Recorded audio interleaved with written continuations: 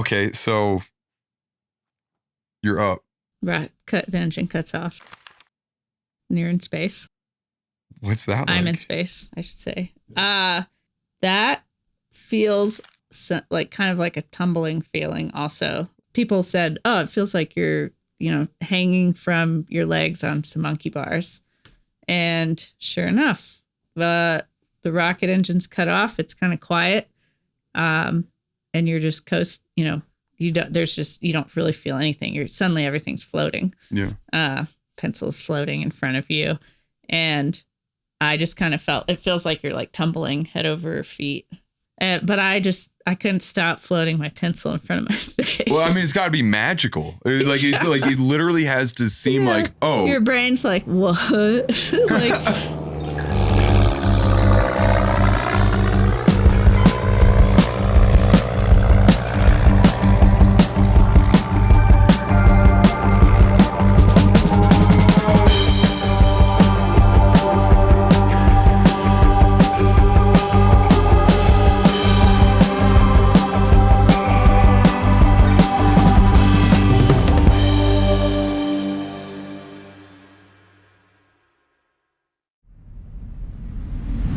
Welcome to the Backcountry Manifesto podcast, brought to you by SharedPoor.com. I'm your buddy out west, Hayden Samak, and on the show today, we have a really amazing guest. We're talking to astronaut Loral O'Hara. Loral O'Hara was selected for NASA's 22nd astronaut class, reporting for duty in August of 2017. In September of 2023, she departed Russia aboard Soyuz MC-24 spacecraft and docked at the International Space Station. There, she spent the next 204 days in space. During that time, Loral traveled, 86,555,554 miles and completed 3,264 orbits around the Earth and even conducted a spacewalk. She came home last spring, landing in Kazakhstan on April 6th, 2024. I'm super proud of this episode. I'm super excited to talk to Loral, and I want to thank Loral and NASA for making it all happen. I know I just called you Loral. We're going to overlook that. I promised you, in the pantheon of astronaut interviews, I don't think you're going to find another like this. All right, without further ado, here it is, our episode 1 of the Backcountry Manifesto podcast with astronaut Loral O'Hara. Hey. Dude, thanks for coming on. Yeah, I'm stoked to be here. Yeah. Full disclosure, I don't think we have enough juice to swing an astronaut without our mutual friend Molly Curran. I don't know about that. So Molly, has her own episode, I think it'll probably come out after yours. You two met at the Woods Hole Institute, or the Woods Hole Oceanographic Institution, where you were colleagues, and that's how we know each other. Yeah. Let's start from the beginning. How does one, being an astronaut to me is kind of like wanting to be the president. Yeah. It's like kind of like it's like the thing that like a kid might say. Lots of kids say. And then it's to do it. Yeah. Is wild. How does one become an astronaut? What is the path to being in the 22nd astronaut class? Well, there's a lot of different paths to becoming an astronaut. Like mine's just one of many. But I grew up in Houston, so I had Johnson Space Center right down the road. And we would go on class field trips there. When I was in second grade, my class got to grow tomato seed plants that had flown on space shuttle. So it's kind of like my first memory of NASA. Yeah. And then later on, when I was in high school, I got to go to Johnson Space Center and see some of the shuttle debriefs. So Eileen Collins, who was the first female shuttle commander, we went to her. My dad took me to her mission debrief and I got to meet her and her crew. And so there were just all these little things when I was younger that kind of pointed me in that, or it didn't really point me in that. It just gave me the idea being an astronaut would be cool. Yeah. But I really just wanted to be an explorer. Right. But in Houston, I was growing up in the suburbs. And so the idea of explore, what am I going to explore? Right in my backyard, there was NASA with this, epic scene of exploration. That's like growing up wanting to be an alpinist in like the shadow of Everest. Yeah. Like, Yeah. it's like, well, yeah, I mean, You're it was like the closest thing to me, like, you know. Yeah, that's a good analogy. But we have astronauts, like, I mean, obviously the famous one, like the most well-known one is fighter pilots. Yeah. I'm just going to tune you. It is picking everything up. Everyone thinks of like military fighter pilots as kind of the quintessential astronaut. Right. But like today, the office is, I don't know what the percentage is. Like my class, for example, was about half military, half civilian. Right. And then even of those military people, not all of them were test pilots. We had a back in the day, was it like submarine? When did that change? Like back in the day, was it pretty much the only pipeline into becoming an astronaut was being a military test pilot? The early classes were all military test pilots. Like that's just I think like NASA, before they even selected the first class of astronauts, they looked at all these different groups of people trying to figure out like who might be the most suited for space flight. And I think they looked like in all these different areas that you would never think of. And then they settled on military test pilots as, you know, kind of the ideal like skill set for being an astronaut. But now we have engineers, we have scientists from like of all different flavors. Right. Well, in my clumsy introduction, I mentioned that, you know, we know each other through a mutual friend, Molly Curran. Mm-hmm.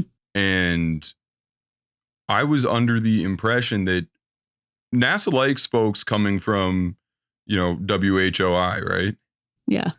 Yeah. And and is that just because like it's like very analogous experience operating complicated things in high kind of pressure environments yeah, I think like complicated things in high intensity environments in really foreign environments. I was trying to like think of like environment, like attitudes and environment, like physical environment. I think like the common thread through everybody, like regardless of what they're doing as a career, is some kind of experience like operating in an unfamiliar and uncomfortable environment. Like for me, that was working on research vessels, working in the ocean. For other people, like their day job might not necessarily involve that. Like a friend of mine is an aerospace engineer and was a professor, and they built aircraft, was his area of research, but did a lot of like mountaineering in his spare time. So whether it's like, whether you're getting it from your professional life or your personal life, that like there's some element of putting yourself into a foreign environment and where you can maybe train and prepare for it. But then there's still this element of the unknown that you're just going to figure out almost on the fly and be successful. Like that's kind of the common element, I would say, through like all the all the astronauts that are selected. High pressure, critical thinking in strange environments. Yeah. That's probably a pretty good skill to have as an astronaut. You I mean, it's even like going to a foreign country where you don't speak the language and the culture is completely different. Like that experience, like is good experience. And that's like the same kind of experience that we're looking for. I don't think I'd be a good astronaut because like, number one, I'm not sure I'm like cool with heights like that. But number two, I get like tongue tied with baristas and shit. Like that kind of like pressure, like first thing in the morning, no coffee. Oh, what do I want? You at Woods Hole, you worked on Alvin? Yeah. Is Alvin's the one that can take people around, right? Yeah. There are like all the autonomous and then the semi-autonomous and then like the people carrying ones. Otherwise known as piloted. Did you ever get to ride on? I did. Got one dive on Alvin. Yeah. What's that like? Where'd you go? It was epic. It was off the coast of San Diego. Yeah. I didn't go that deep.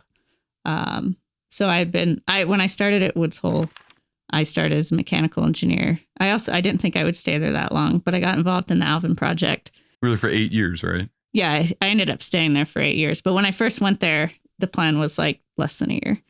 But I got really involved in the Alvin upgrade and wanted to stay through the end of that project at least. Yeah. Dive in the sub. And I got to make a dive on sea trials. And the way we handle Alvin sea trials is each day we just progress. We dive the sub deeper and deeper. So we squeeze it more and more. just incrementally. So we find this area on the seafloor that it's just gently sloping down, and we drop the sub in, drive down, and then at the end of the day, pick it up, and the next day start at the same spot. So I went, I think, on the second day of that. So we went from about half a mile down to a mile. Wow. Yeah. But Alvin, I mean, it's rated for 6.5 kilometers, so it goes a lot deeper. Boy, howdy. And for people who are unfamiliar with like the ins and outs of like ocean exploration, Alvin has been part of some really famous discoveries and missions, and like what's like a good example of that? Like discovering hydrothermal vents in the 80s. That's crazy. We didn't know those. Oh, really? Existed before that. Yeah. Oh, I guess how would you? Like early 80s. That's pretty cool. So these are like teeming, like spots on the seafloor that are just teeming with life that we didn't know existed. Cracks in the seafloor.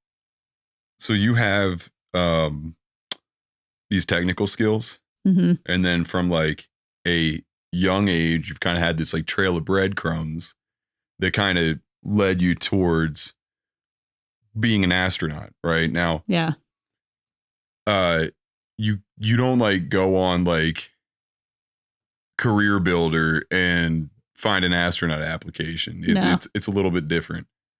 What is number one? When did you decide? I mean, it's actually kind of like that. You go on USA Jobs and fill out an application, which is basically just your resume. Oh, dude, don't tell people. Don't tell people that, because like NASA will. And I think it's a little different now than when I applied. But it was like your application and like maybe a couple short essay answer type things. But it's pretty straightforward. So you don't have to be invited to apply? No, anyone can apply. Really? NASA selects classes every 4 years. Usually, like that's what they've been doing. It varies, but every 4 years you can apply to be an astronaut, and anyone can apply. So, what is the point where you go, okay, I'm seriously going to fill out this application with an expectation that maybe I'd hear back? Did you have an expectation that? No. You thought? Oh yeah, I mean, I didn't. I applied 3 times before I got selected. First time I was still in grad school, and it was like I applied because if you added up all of my summer internships and like pieced together all the work, like I barely met the minimum requirement. So I thought maybe there was a chance. What are the minimum requirements? Technical degree, so in engineering or science. Okay, see, I'm immediately disqualified, and actually so is Andrew. So. And then depending on the degree, some number of years of work experience. Now, you also have to have a master's, but when I applied, you didn't. Okay, well, we're double disqualified. Yeah. As a civilian. But so I started applying, and there was like the 2009 class, and then I applied for the 2013 class, and then the 2017 class. Was there it was just like, I mean, the chances are really low, but they're zero if you don't apply. So I was like, well, I'll just keep applying until, I want to know what the first correspondence that you had. Was it like they definitely don't just go, you're in. Like, I'm assuming there's like a very heavy interview process. Yeah. So the first, you apply, some time goes by. The first step is they'll check references for all the applicants. And then there's 2 rounds of interviews. So the first time you hear about it is if you get invited for the first round interview. The first 2 applications that I had, I didn't hear anything until I got the letter. And then obviously, like in 2017, I got interviewed once. How'd they communicate with you? Like, did they like send a letter being like, hey, thank you for this? I got an email inviting me to interview. Maybe a phone call and an email. Did you like lose your mind? Yeah. What happened? I was like, it was really surprising. And then it was I think I interviewed, it was like fall of 2016. And I was in between. At that point, I was doing a bunch of cruises for Hui. So I was just like, I was in Colorado at my parents' house, hanging out in between. Is that what the cool thing is to call Woods Hole? Yeah, Woods Hole. Yeah, Woods Hole. Yeah. So I was just on shore in between research cruises and got that notice, and so that was a super cool feeling. Yeah, I was I mean, super stoked to get to go. And then that interview, I didn't feel like it went that well. So I didn't expect to get invited back for a second, the second round interview. So that was like maybe even more of a surprise. yeah. But also just yeah, it was like hard to believe. I would say. Yeah. Kind What? of each step along the way, you're just like, yeah. Do you know how many people are selected for like the first round of interviews, like roughly? Like out of all do you know how many people apply? How many people get to the first round and how many people get to the second? Yeah, I mean, how many people apply varies from year to year. Yeah. But we usually interview between 100 and 150 people in the first round, and then usually like around 50 in the second round. Wow. Yeah. So it's, and usually, it's thousands of people that apply. Really? It's definitely like, technical competence and personality and stuff, but then there's definitely like a dose of luck in there. Oh, for sure. It feels. For sure. Yeah. Okay, so first interview goes well. Uh-huh. Well, you don't think it goes well, but as it turns out, it goes well. Yeah. Second interview apparently goes pretty well. Yeah. That one felt good. Then what happens? Then you wait. Yeah. A couple months in my case, and then they tell everybody, they call everybody on the same day.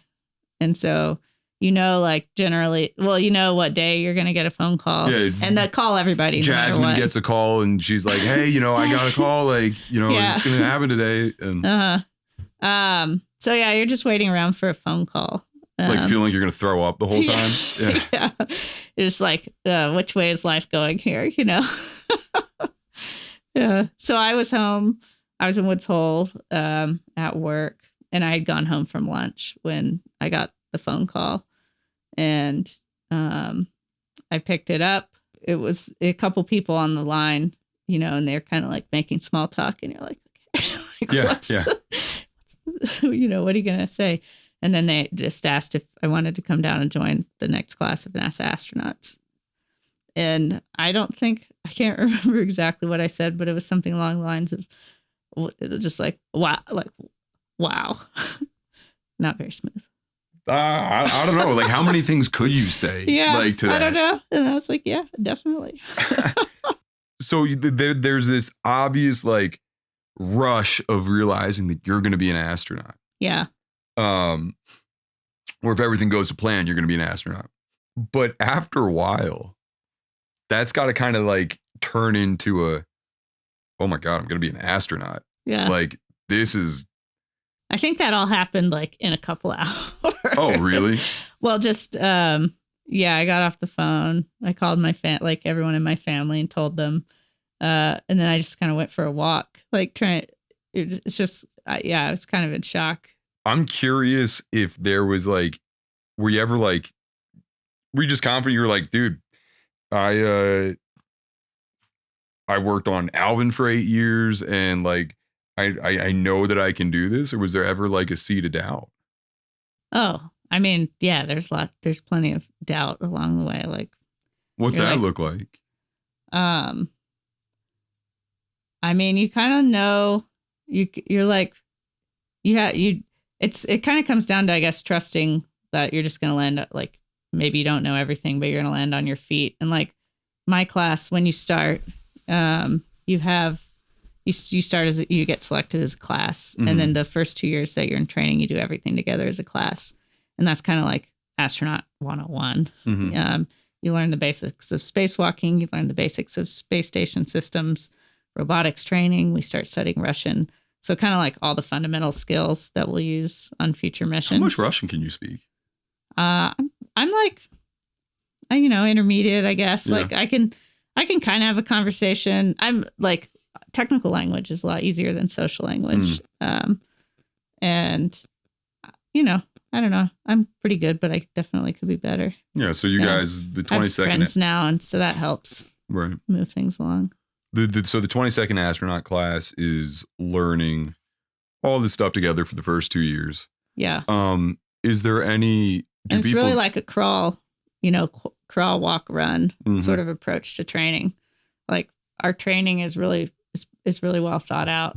And so we start you know, with pretty straightforward stuff, and you just build on that like the whole time you're an astronaut.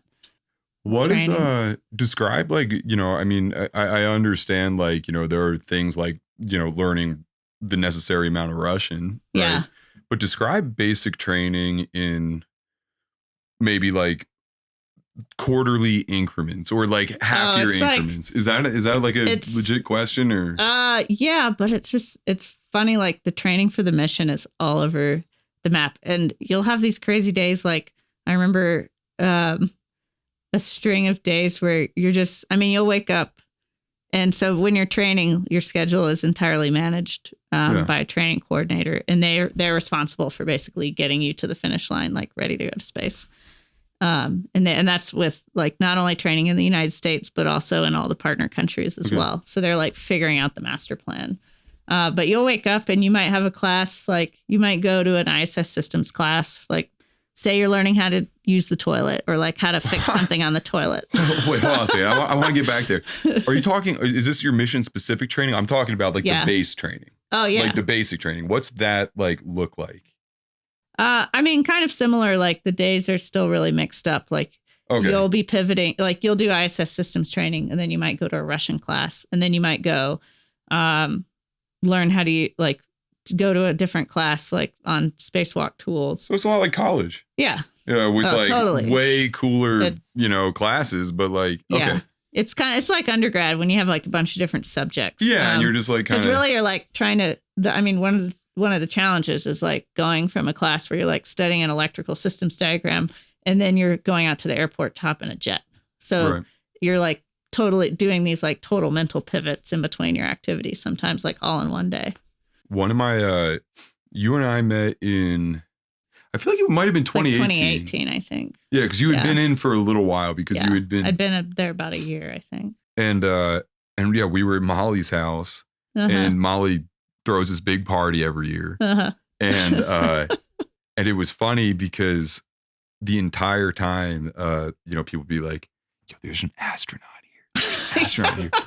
And I was like, obviously, I was like, that's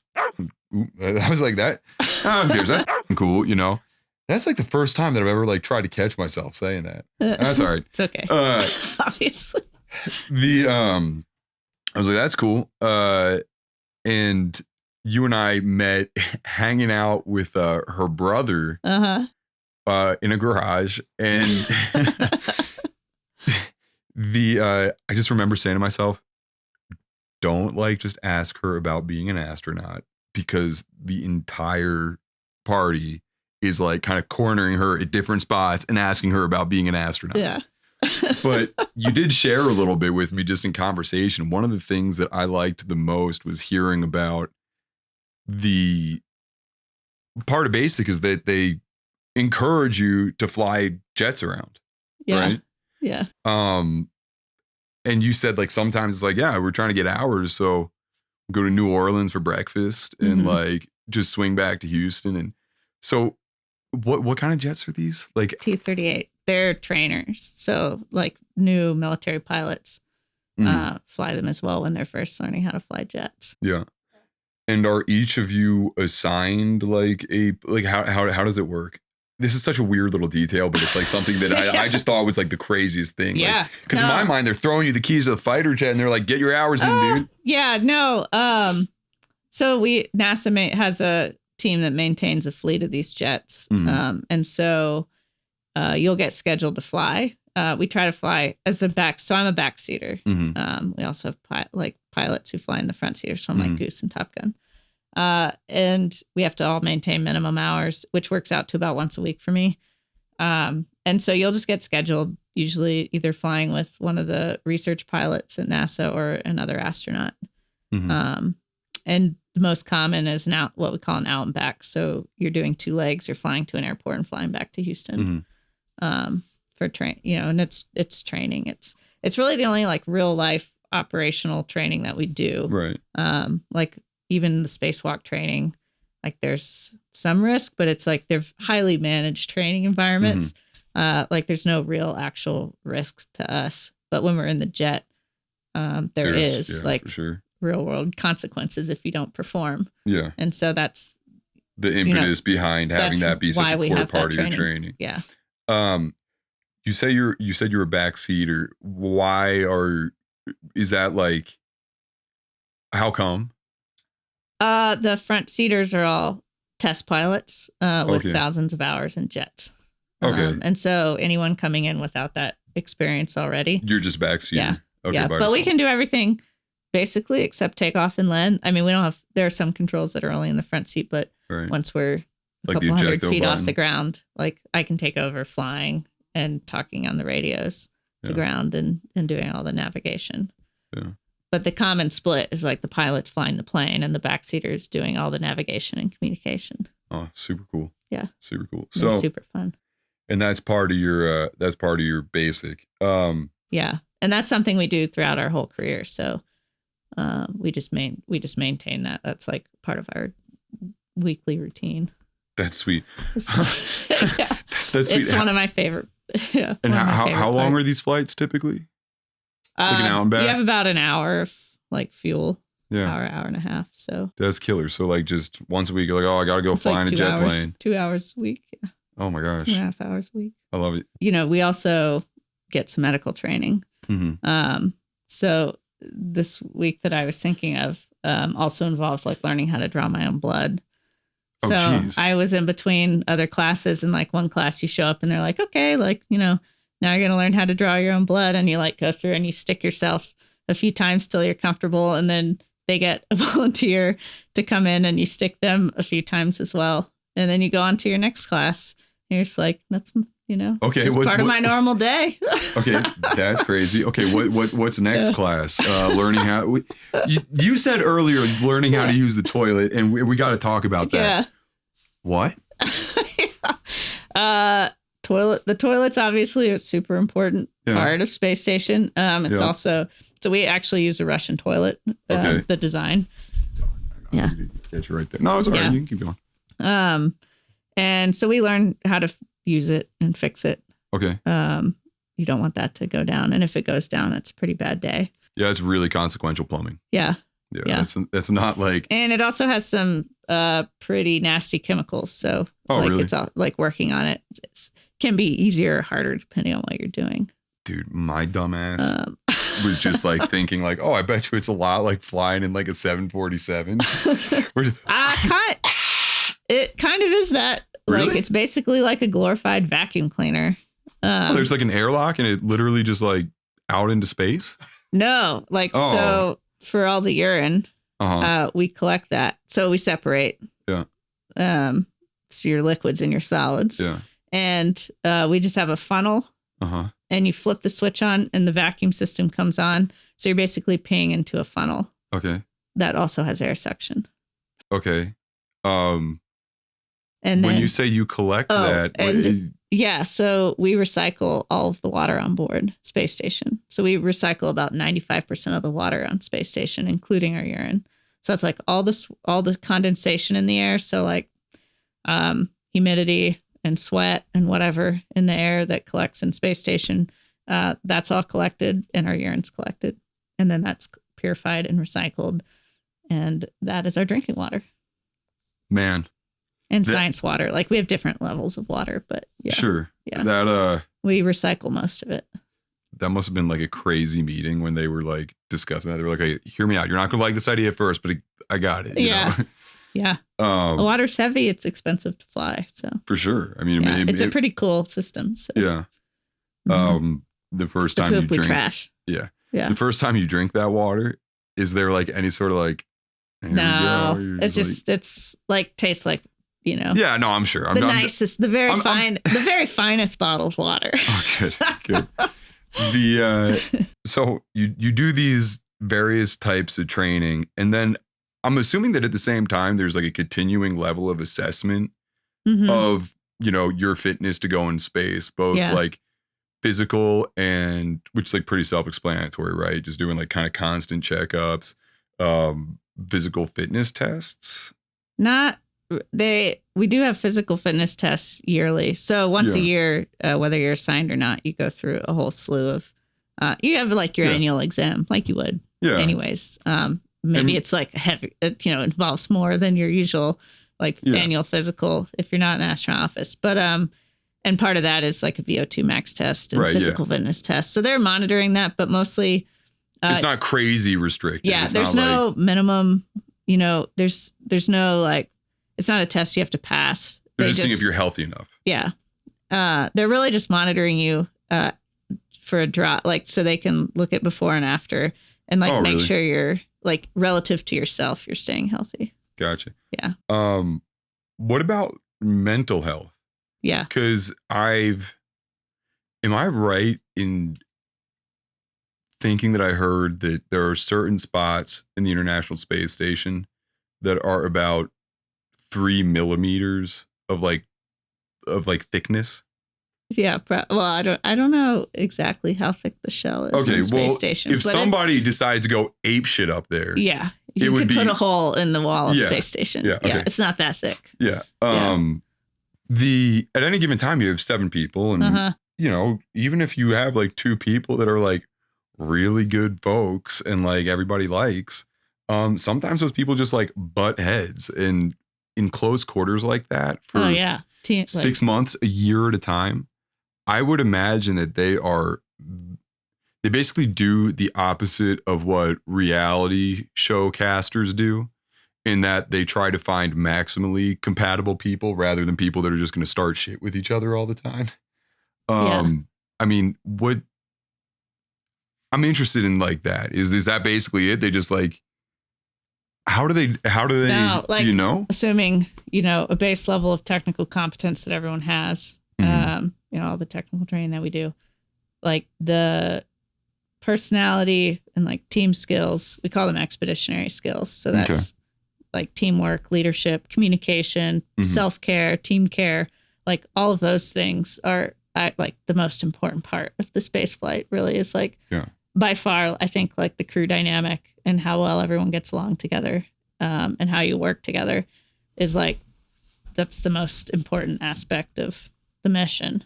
How do they test for that? Is it, I guess when they're, doing the mission training, like after basic, you basically get a second astronaut class with like the folks that you're going up with, but there are already folks there a bunch of times. How do they account for that? I mean, they try to put together crews that have a diverse skill set and also will be kind of a cohesive personality. But obviously, like the idea and goal is that you could work with anybody, that you develop this like base set of skills of like interpersonal skills where you can learn to work with anyone and get along with each other. Right. But you have ideally a bunch of time during training to get to know each other and kind of develop that rapport with each other. And so that when problems. Things get hard on space station, identify problems and like work through those problems on the ground, where you're not in that high stress environment and you're not like living and working within feet of each other all the time. You can go home at the end of the day and stuff. So you like work all that out on the ground. Yeah. Because in space, it's just 6 months is a really long time to live with people in that small of an environment. And so if there's conflict, then it's definitely can escalate. And it's the same. I mean, it's the same on teams on the ground as well. Sure. So what about profiling? Because what I'm interested in is how do they know that like, I mean, I guess they could never know, right? But like, do they have you talk to like some psychologist that like profiles the hell out of you? Like, I mean, during the interview, you take it's like 4-hour exam, test or exam. That's a psychological profile. That's actually like I'd taken a similar one when I interviewed to go down to Antarctica. So it's like a pretty standard exam. If you're going to be isolated with a certain group of people. How adaptable people are to a remote environment, isolated environment like that. And then you also have an interview with psychiatrists and psychologists. Do they get like real personal? Yeah. What's the most personal thing that they asked you? But then they're part of like that same group of people. They're part of our training, starting with basic training, like all the way through. You talk to them every year at your annual physical. I talk to them every other week on orbit. So there's definitely, a lot of involvement and support in that regards. But the main thing that we do to train team skills, like to develop, like once you're assigned to a crew, Pickleball. each crew. No, we do NOLS, the National Outdoor Leadership School. Oh, really? Yeah. Oh, it's so cool. That's probably like those. I've done NOLS twice, and like that's some of the best training that we've had the opportunity to do. Like I did it first with my astronaut, like with my ASCAN class. Yeah. The team that I started with, and then again with a group. It wasn't my crew since I flew Soyuz. The cosmonauts don't usually do NOLS, but it was with some other Soyuz crew members. Yeah. Yeah. When you say you flew Soyuz, I am dumb, and I'll admit it. My job here is not to be the smart person. My job here is to ask the stupid questions so everybody else can pretend like they didn't have that question also. Soyuz, is that just the Russian rocket? Like I don't. Yeah, it's the name of the rocket and also the space capsule. Okay. Yeah.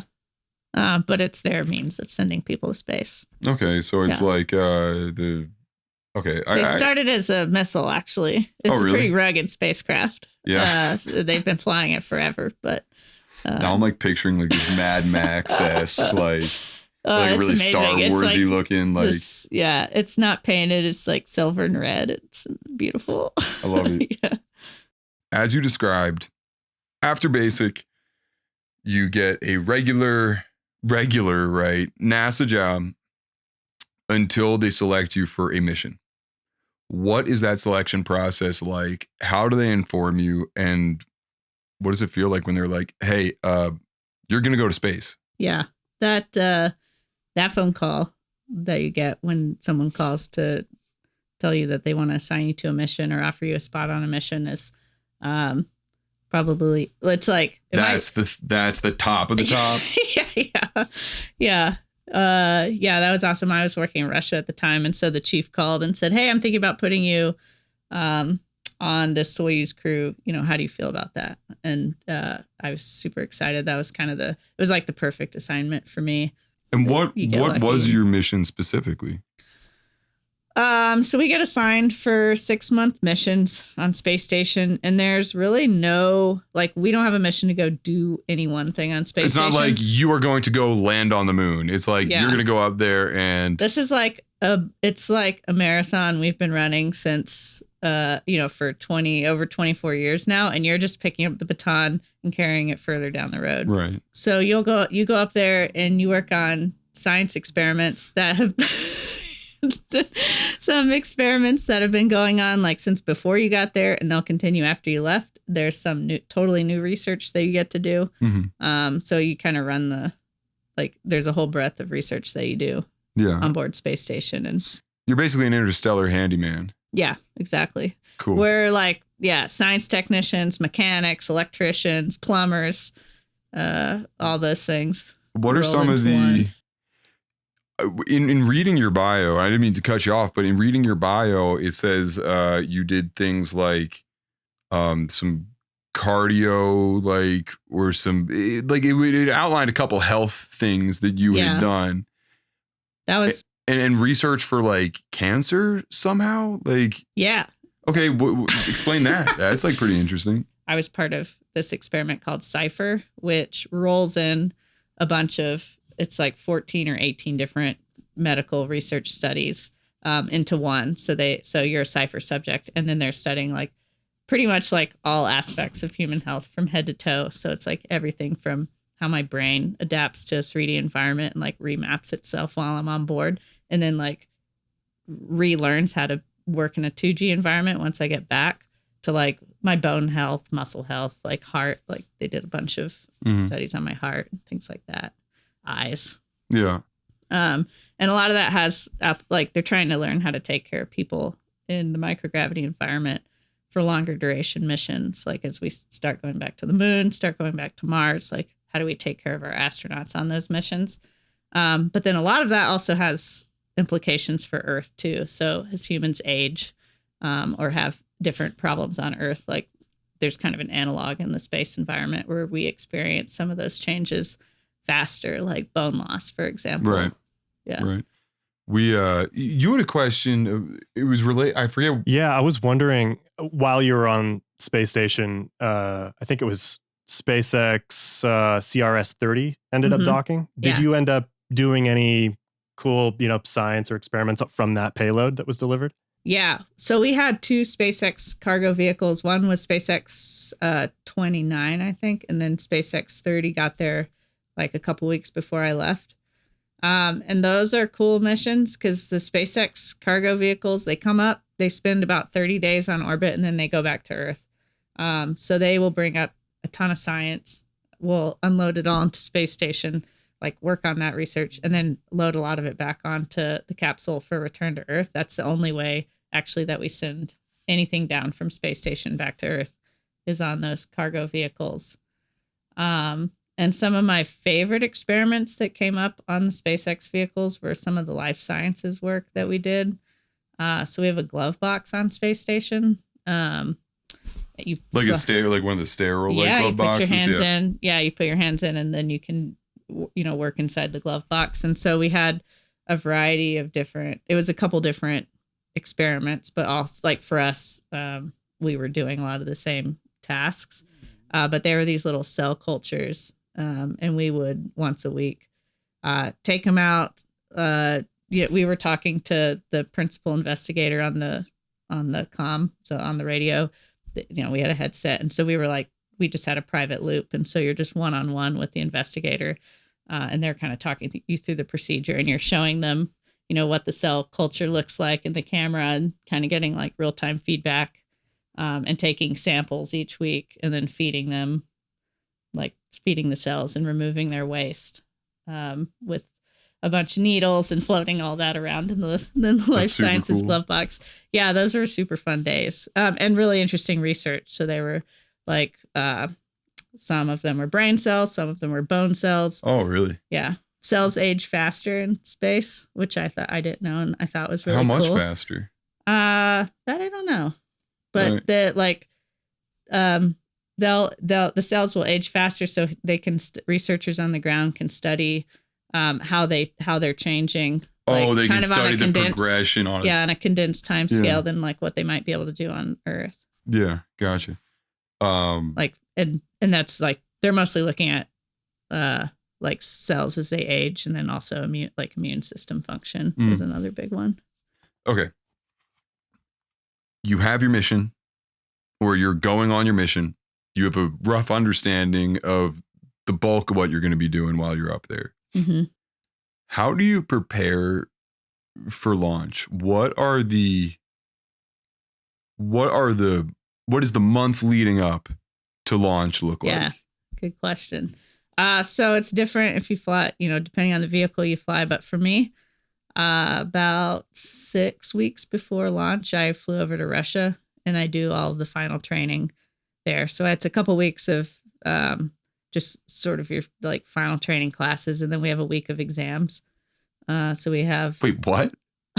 Yeah. Dude, talk about like a stressful test, man. I thought like finals were bad. So it's like an astronaut final. Yeah. Yeah. Okay. That's like 2 days really. So you have one day where it's your ISS exam, and you're just in the mock-ups in Russia for a day. And you're just demonstrating like all the skills you learned. Oh, it's like a check ride. Yeah. That's the whole exam is like a check ride. Mm-hmm. And you do that for space station systems, and then also for the Soyuz. Yeah. And a check ride for like, if you're listening and you're like, when you get your pilot's license, you basically go with an instructor and you do a whole bunch of stuff that is stuff that you need to be able to do if you want to fly an airplane by yourself. Yeah. So. And you like simulate emergencies. And the Soyuz sim especially is like an all-day sim, and you do every part of the mission. So you do launch, ascent, docking to space station. You have a break for lunch. Then you come back after lunch, and then you do undock, descent, reentry through the atmosphere, and landing. Mm-hmm. And then that whole time you're getting, system failures thrown at you, and then it all accumulates in an emergency, like fire, rapid depress. What, how difficult is this? Like, so there are very few astronauts. There are a lot of private pilots. Mm-hmm. Do you think that somebody who has achieved a private pilot's license would be able to reasonably quickly grasp a lot of the same stuff that astronauts are trained for? Yeah. I mean, I think so. I think a lot of it, it's like, is when things are going as planned and you're just like executing the training. Yeah. It's like stuff you've done over and over again. Yeah. It's like when things start to go off nominal, like how do you react? And like you fall back on the training that you've had. Yeah. But a lot of it's like, you're maybe juggling more things at once Mm-hmm. In Soyuz or on space station than you might be as a private pilot, but like on principle. Yeah. I'm just trying to figure out, like, because I mean, obviously, like an ability to grasp certain technical functions is not the end all be all of being an astronaut, right? It is like way more complex. You got to be the right person. You got to have the right attitudes and like. So I'm not trying I think a lot of it is like attitude, and then just being also able to function when you're under a lot of pressure. When the chips are like really down. Yeah. And a lot and that oftentimes I think just comes back to, it's not just the training you had like as an astronaut, but like all the experiences in your life that have put you in a situation that is stressful, where you have to perform under high pressure, whether it's in the backcountry or at whatever your job was. Yeah. Like all of that comes to bear when you're like faced with that situation in space. Mm-hmm. Yeah. I like you work in backcountry in there. That's great. And actually in your it's true that like also in your NASA bio, it does say that one of your hobbies is spending time in like the backcountry. Specifically, it uses backcountry. I was like, oh, that is nice. That is nice and neat. Uh-huh. Okay, so you arrive in Russia 6 weeks ahead of launch. You take these final exams and the final preparations. Yeah. And you quarantine, right? Yeah, but before you quarantine, you go through sort of a series of like ceremonial tradition or traditional activities. Is this when you join the Illuminati? Yeah. Okay, cool. Yeah. I won't talk about that. Yeah. Okay. Well, I signed my life away to get you here. So okay, ceremonies and traditions. Can you? I mean, I assume that there are certain ones that probably are like a little bit they're like not bad, but like you talk about all these. Oh yeah. I mean, it's all like we go to Red Square. And we take roses and lay roses on the graves of like fallen space explorers, like early cosmonauts. Gotcha. Who died in space exploration, and some of the early like Korolev rocket scientists who helped like start human spaceflight. Mm-hmm. So we do that. We go and visit Korolev's house. That's cool. We do interviews. Like there's a media day. Mm-hmm. There's a departure breakfast, which is one of my favorite traditions, which is where on the morning that we fly down to Baikonur. So we quarantine in Baikonur. We don't quarantine until we get down to Kazakhstan. And how long are you in quarantine for? 2 weeks. Oh, yeah, because quarantine. It's in the name. Right? Isn't quarantine like a quarter? Am I being dumb right now? Look up the etymology of the word quarantine. Okay. I don't know if it means two. I don't think it means 2 weeks. Quarantine is like fortnight.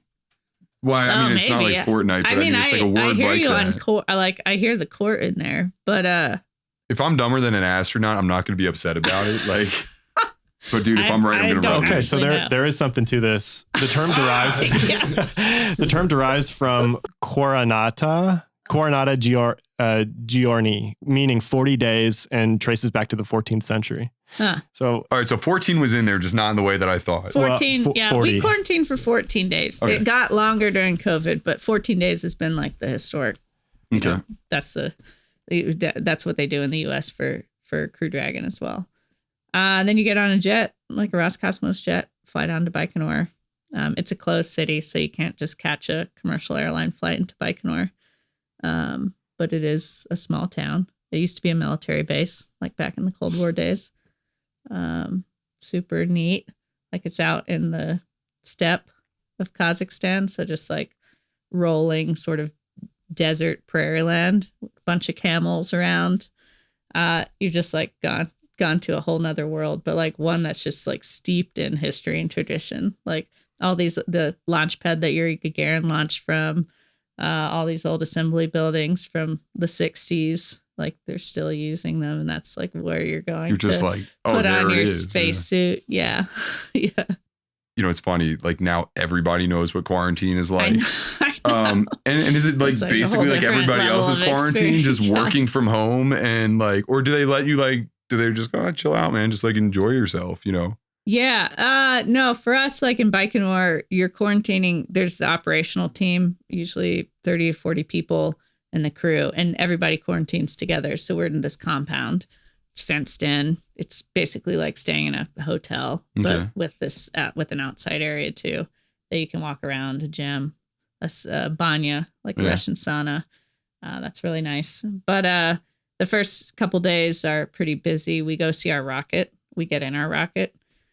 We put on our like the actual spacesuits that we're going to launch in, and check, like plug those into our spacecraft and do a leak check, do a comm check, just kind of like look at everything. And we used to have classes. So it's like refresher classes on ISS emergencies and Soyuz. You know, we read sections of the procedure, do things like that. I'm really curious if in your training there's any part of, like, if there's a contingency where, in the case that a Soyuz doesn't end up taking you up, do you do any alternative training, like for a Dragon or another spacecraft, or is it entirely dependent on the Soyuz working? Yeah, I think there's like kind of two parts to that. One, like I don't do any other training for any other launch vehicle. Like once you get assigned, you are only training for that launch vehicle. Okay. And then if something happens and you're not gonna either you're not launching on that vehicle or that vehicle's not launching at all, at that point you would regroup. And if you move to Dragon, then you would start the Dragon training. So like nothing would really happen that fast. You have a backup crew.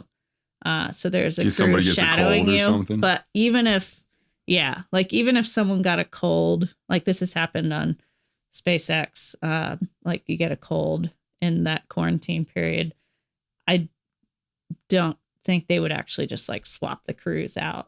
The launch would probably be delayed, at least. Even if you were swapping the crews out, like the launch would probably slip a little bit too. But you do have a crew that's like fully prepared to fly, and it's just the next crew in line. So like I went and shadowed Frank Rubio, who launched before me on Soyuz, and was with him like every step of the way up through his launch. And then as soon as he launched, I went from being backup to prime. And then I was doing all the prime training, and my backup was shadowing me like through those last 6 months. So it's almost like kind of being the astronaut equivalent of a bar back. Yeah. It's like, it's like if the bartender really can't come in, like, sorry, Charlie, it's you, man. You got to step up. Yeah. And, you know, eventually you're kind of picking up the stuff to take over the bar yourself. Yeah. Now I want to get into the philosophical bullshit, which is a lot. One of the things is kind of what you just hinted at, but we'll talk about that in a second. I want to talk about a really good thing first. Yeah. That first time you've been suited up countless times, you know, getting in and out, doing all sorts of like drills and stuff. The first time that you're fitting the suit in the vehicle that you're taking. What's it like? Yeah. It's a lot tighter. Oh, really? Yeah.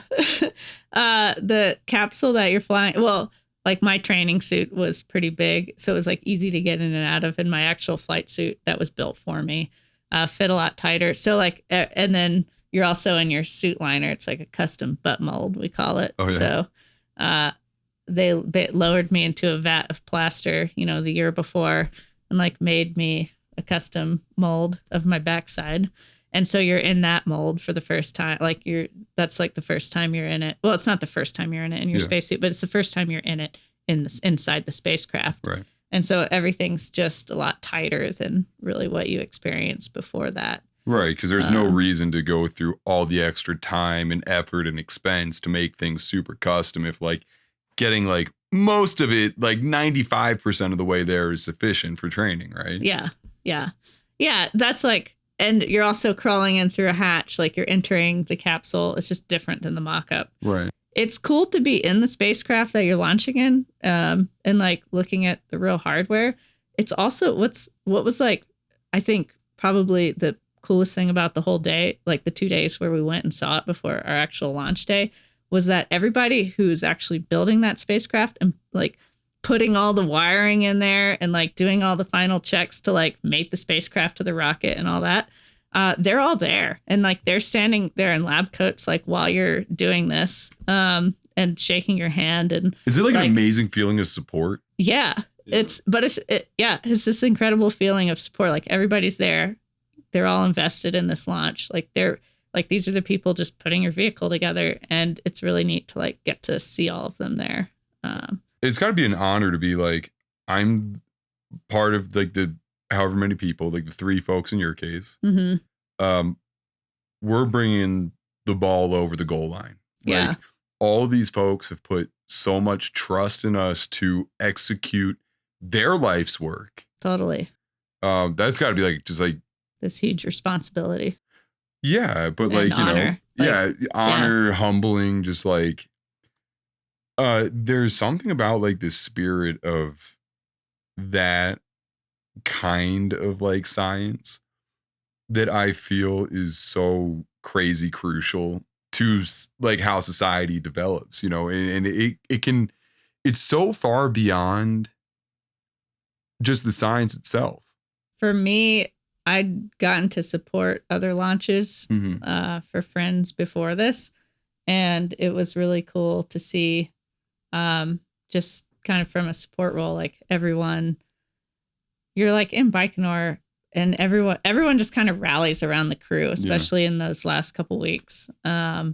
People flying, like our leadership flies in from the US, people come from Russia, like all over the world, basically. And then there's just the public, like all these tours, and people are there also to watch this launch. And then you have everybody who was involved in building the rocket and training all the crews. And it's just this crazy sense of support from every corner of the world. So I'd gotten to see that during other launches. And then suddenly, like during my launch, like I got to feel that. And it was one of the best, it's just like one of the best feelings I've had, I think. Just like really a humbling feeling to know that all these people are here, like just to support you and your crewmates and your family, like, and your families too.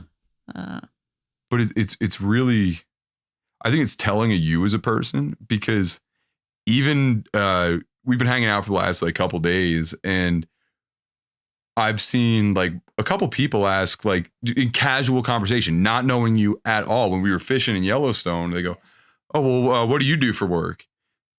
And you go, "Oh, I work at NASA." You don't go, "I'm an astronaut. And by the way, I came back from space a couple months ago." I don't know. I don't know where I'm going with that. I just like it. Okay. So your favorite part of like the ceremonies and that departure breakfast, that was a really emotional kind of thing for you. Do you remember what the last like in-person conversations you were having with your family? Was it just like, it's going to be okay. I'm very excited. This is going to be great. I'll be back before you know it. Don't worry. Yeah. I think we were probably just talking about like kind of stupid stuff. Yeah. I don't think it was, what do you say? I don't, Yeah. What do trying you say? to just like talking about the exciting bits, and like, what you're looking forward to. It's kind of hard because it's this increasingly, you have like multiple opportunities to say goodbye to your loved ones who are there, but the quality is just decreases every single time. Like you get like time the day before just on your own, and that's like the real goodbye. And then the next day, like on launch day, we do a little toast upstairs in the Cosmonaut Hotel, like where we were staying. My parents came up for that. Usually it's your spouse or your parents, and you make toast to each other, and you're pretty limited, and like how many it's like you can either bring your parents, it's just or like your spouse. 1 or 2 people. Yeah. It's not like your whole party. So yes, but everybody's there. And then you go downstairs, you sign some stuff. You sign the door of the room you stayed in, you sign the wall in the hotel. And then everyone goes outside except for the crew. And then there's like this big walkout ceremony, and they're playing this like famous Russian song. As you walk out, you're waving, and there's like throngs of people there. What song are they playing? Kazakh. It's called Grass at the Door, something like that. I can't remember the English translation. So they play this song. And You go out and get on the bus, and you go to the building. It's called Building 254, really descript. And that's where you get suited up. Yeah. So you put on your suit, you do a leak check. There's a wall of glass, all like a bunch of people on the other side of the glass, like media, leadership, like all the managers, your family. That's gotta feel surreal. That's crazy. And you get, each crew member gets suited up, does a leak check, and then you go sit at this table, and you get to talk to your family through a microphone in front of all these people. So it's just like super weird and awkward. Oh my God. And that's kind of the last time you get to talk to them. Yeah. Okay, so take some pictures and through the glass, and after that you're on your way to the rocket. So it's this day that like starts out. Mine was a sunset launch. It was like right after sunset. So the day started off pretty relaxed. And then it just picked up speed, but it was never felt too fast overall. It was just really nice. So you've done all the media stuff. Uh-huh. You're suited up. You've said see you later to everyone. Yeah. You're walked up into the rocket. Yeah. Well, there's a bus. You get on a bus, and then you have about an hour-long bus ride. Oh, really? Yeah, out to the pad. Okay. You've taken an hour-long bus ride. That's a nice quiet moment to look out the window, and I watched the sunset. Oh. Saw some camels. It was really nice. Yeah. That is nice. I was kind of hungry. I wish I'd eaten more. So the commander, Alexei Ovchinin, who's in space right now, he was our backup commander. He went and like scrounged up a couple pieces of chocolate from the back of the bus and gave them to me. Just under the seat, just grab it. Yeah, like some pocket chocolate. Pocket chocolate from somebody. So we get out to the rocket. So you're out of the rocket. You get in this very tight iteration of this cockpit that you've been training in. Yeah. Well, first, like seeing the rocket, I think was one of the best moments of that day too. Okay. Instead of me trying to guess like what happened next. Yeah. You want me to just. Yeah. Why don't you tell me like as somebody who was there? Yeah.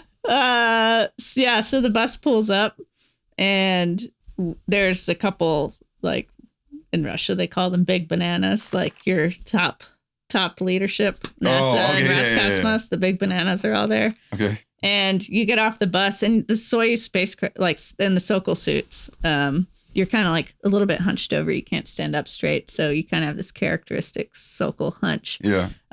So you kind of look over, and that's the first time you see the rocket on this, like the whole rocket as a stack, like vertical.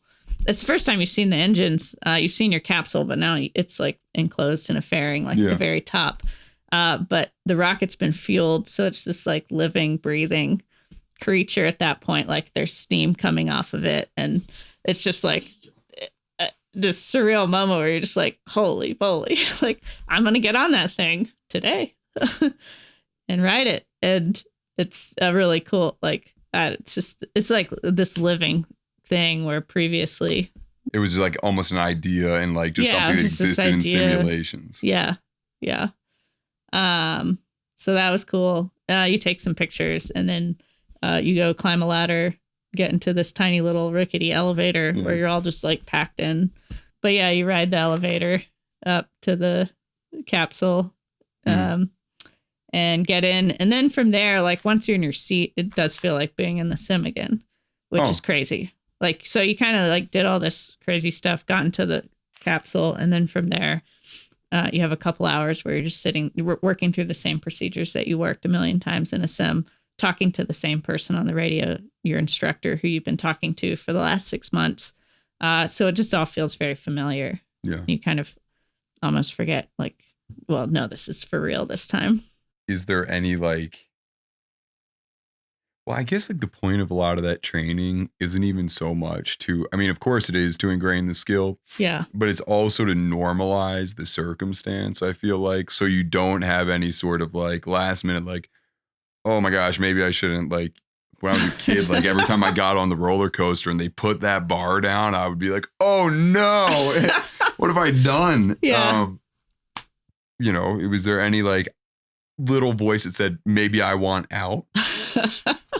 I mean, probably not at that point, but yeah, not really. There's just kind of this, I mean, like not really explicitly. yeah. I mean, you're crawling in there and it just feels really like crawling actually into the capsule before I was all strapped in. It's kind of surreal.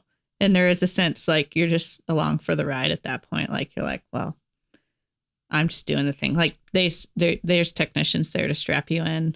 You just sort of let so go. You're kind of like sitting there and the technicians are like working around you, doing all the straps, tightening them down. And then you kind of just shift into, this like automatic mode where you just sort of revert back to your habit patterns that you've developed in the simulator.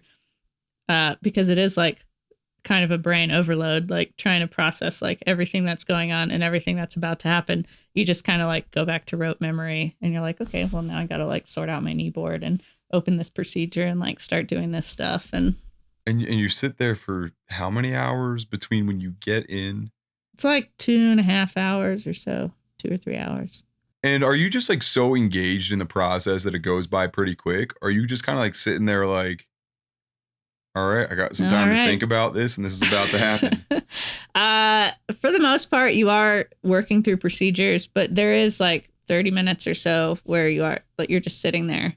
Where I guess they're getting away music, from the pad. Like, oh, really? We listen to music, yeah. It's like very tinny music, over your headset, but it's still like kind of, it's a nice touch, I think. That's like so Wes Anderson. yeah. Like when that ends, like at that point, you're pretty close to launch. So like they cut that off and then suddenly you're like back in the game. Like back, it's like business time. Oh my gosh. So it's kind of a funny. Well, let's talk about business time. Yeah. What, the music stops and like the process starts. Take us through it. Yeah. So, in the last like couple minutes before the rocket actually lights, it's just a series of calls. The calls are in the procedure, but you get to know them by heart and it's your instructor, making those calls. And so you're just like, and he's just calling out like things as they're automatically happening with the system. But he makes the final call. And up until that point, it's all like it's been in the simulator. And at that point in the simulator, like they have some sound effects. Yeah. Oh, really? Like, rocket launching sound. And you're just Does it shake at all? No, it doesn't shake at all. You're just still sitting there. But for real, when you're in the rocket, like you feel the rocket launch and everything's just kind of like shaking all of a sudden, but you're not going anywhere yet. You haven't actually lifted off yet. And at that moment, my 2 crewmates and I like all looked at each other. Like, oh, this is going down. Yeah, like this is happening. My commander, Oleg Kononenko, this was his 5th flight, super experienced cosmonaut. Nikolai Chub, the pilot, it was also his first flight. So the 2 of us were rookies together. But yeah, like we looked over at each other. We're like, what's happening? And then you're kind of sitting there for a second and then it just feels like it's happening really slowly. Like everything's shaking and you're just like, it feels like a real slow acceleration off the pad. And then it just starts going faster and faster as the first stage burns. Do you ever get like a crazy sensation of like speed and like G's and stuff? Or is it just like... So we hit 4.5 G's on ascent, which doesn't really feel... I mean, you definitely notice it. Yeah. It's hard, like it's all pressure on your chest. Like they're all just straight. You're lying on your back going up. So it's not that bad G-wise. And it's not that dynamic because you're really just going in one direction. Yeah. But there's 3 stages to the rocket. So the first stage cuts off and then it feels like a really long time before the second stage lights. And there's this, I was like prepared for it. People tell you to expect that, but there's like it feels like a minute or 2 where you're just falling. Like the rocket engine has cut off and it feels like you're like kind of tumbling forward and you're just kind of like falling, but that's not like, you're still flying up. And then the second stage lights, and that one's a lot more noticeable. Like the first stage is pretty smooth. The second stage is like, you're like chugging along. Like it's, I don't know why, but it's just rougher. Yeah. That stage cuts off. The third stage lights, I don't really like that transition. Isn't as memorable to me. Right. And then the third stage cuts off, and that's 8 minutes later. You've gone from 0 miles per hour to 17,500 miles per hour. Oh my gosh. In 8 minutes. that would be so much for me. Does the Soyuz have a launch escape system? Yeah. Okay. It does. What is the envelope for that? So there's a launch escape system on the pad. So, and it's all automatic. If the rocket detects a problem with itself, it can fire that launch escape system. And then there's also like when you're on ascent, it can also do the same. And then there's at some point you jettison that during first stage. I think it's before the second stage starts. Like you jettison that. I should tell our listeners and viewers that Andrew is a giant space nerd. I feel like this interview was part of the reason that Andrew agreed to sign on to this project in general. But Andrew watches all of these SpaceX launches as if, number one, they've never, ever happened before. Like each one is the first. And like, I try to get you to watch them too. I'll like stream them to your TV. Yeah, I'm like, it's going up. Like, I hope it keeps doing that. Like, I've been very, very excited for this podcast. Why? What is it about it that just makes you so into it? And the reason I tell like the listeners and the viewers this is because, you're like, oh, does the Suez have launch escapes? Yeah, have launch escapes. What's the envelope for that? It's like, I've just been so fascinated with space exploration and the engineering of it. I've been, I play Kerbal Space Program. Cool. It's like, this is what I nerd out about. I think like that's also like a really like kind of fun thing about this. This is something that I was really looking forward to, is just seeing this interaction happen. We might lead off with this podcast as like the premiere episode of it. And it's funny because we've recorded a whole bunch of these podcasts, full disclosure, listener, viewer, at this point in time. And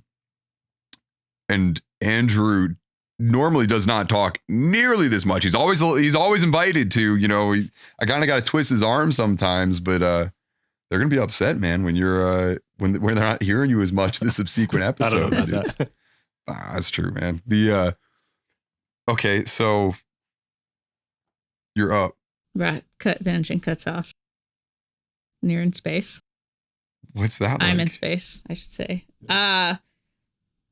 That feels like kind of like a tumbling feeling also. Like the first people said, oh, it feels like you're, hanging from your legs on some monkey bars. And sure enough, the rocket engine's cut off. It's kind of quiet. And you're just you don't really feel anything. Suddenly everything's floating. Yeah. Pencil's floating in front of you. And I just kind of it feels like you're like tumbling head over feet. And that goes away after a while, but I didn't feel bad at all. Like it was just kind of a weird sensation. But I couldn't stop floating my pencil in front of my face. Well, I mean, it's got to be magical. Like it's like it literally has to seem like, oh, your brain's like, what? Like I'd done microgravity flights when I was in college, like That's on the reduced gravity, really... like the aircraft flies parabolas, and you can get about 20 seconds of microgravity, and it's the exact same. Like you can just kind of push off the floor of the aircraft and float up, into space. But this was like that, but it just never stopped. It didn't stop for 6 months. So the Soyuz flight from launch to docking we do it in 3 orbits. So it's really fast. We don't even. How long does an orbit take? 90 minutes. Wow. Mm-hmm. So once every 90 minutes, we orbit the Earth. So every 45 minutes, we see a sunrise and a sunset. Wow.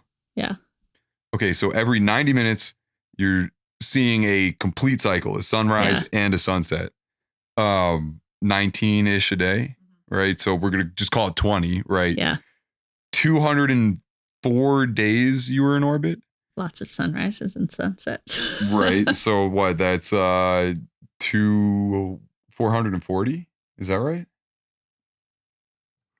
4,800. I'm super dumb. Hey, I was like, I'll just wait for the calculator. Check this out. This is the magic of editing. 4,800. Yeah. Give or take. I'm gonna keep that in. We're definitely gonna keep that. What's that divided by 365? 13.1.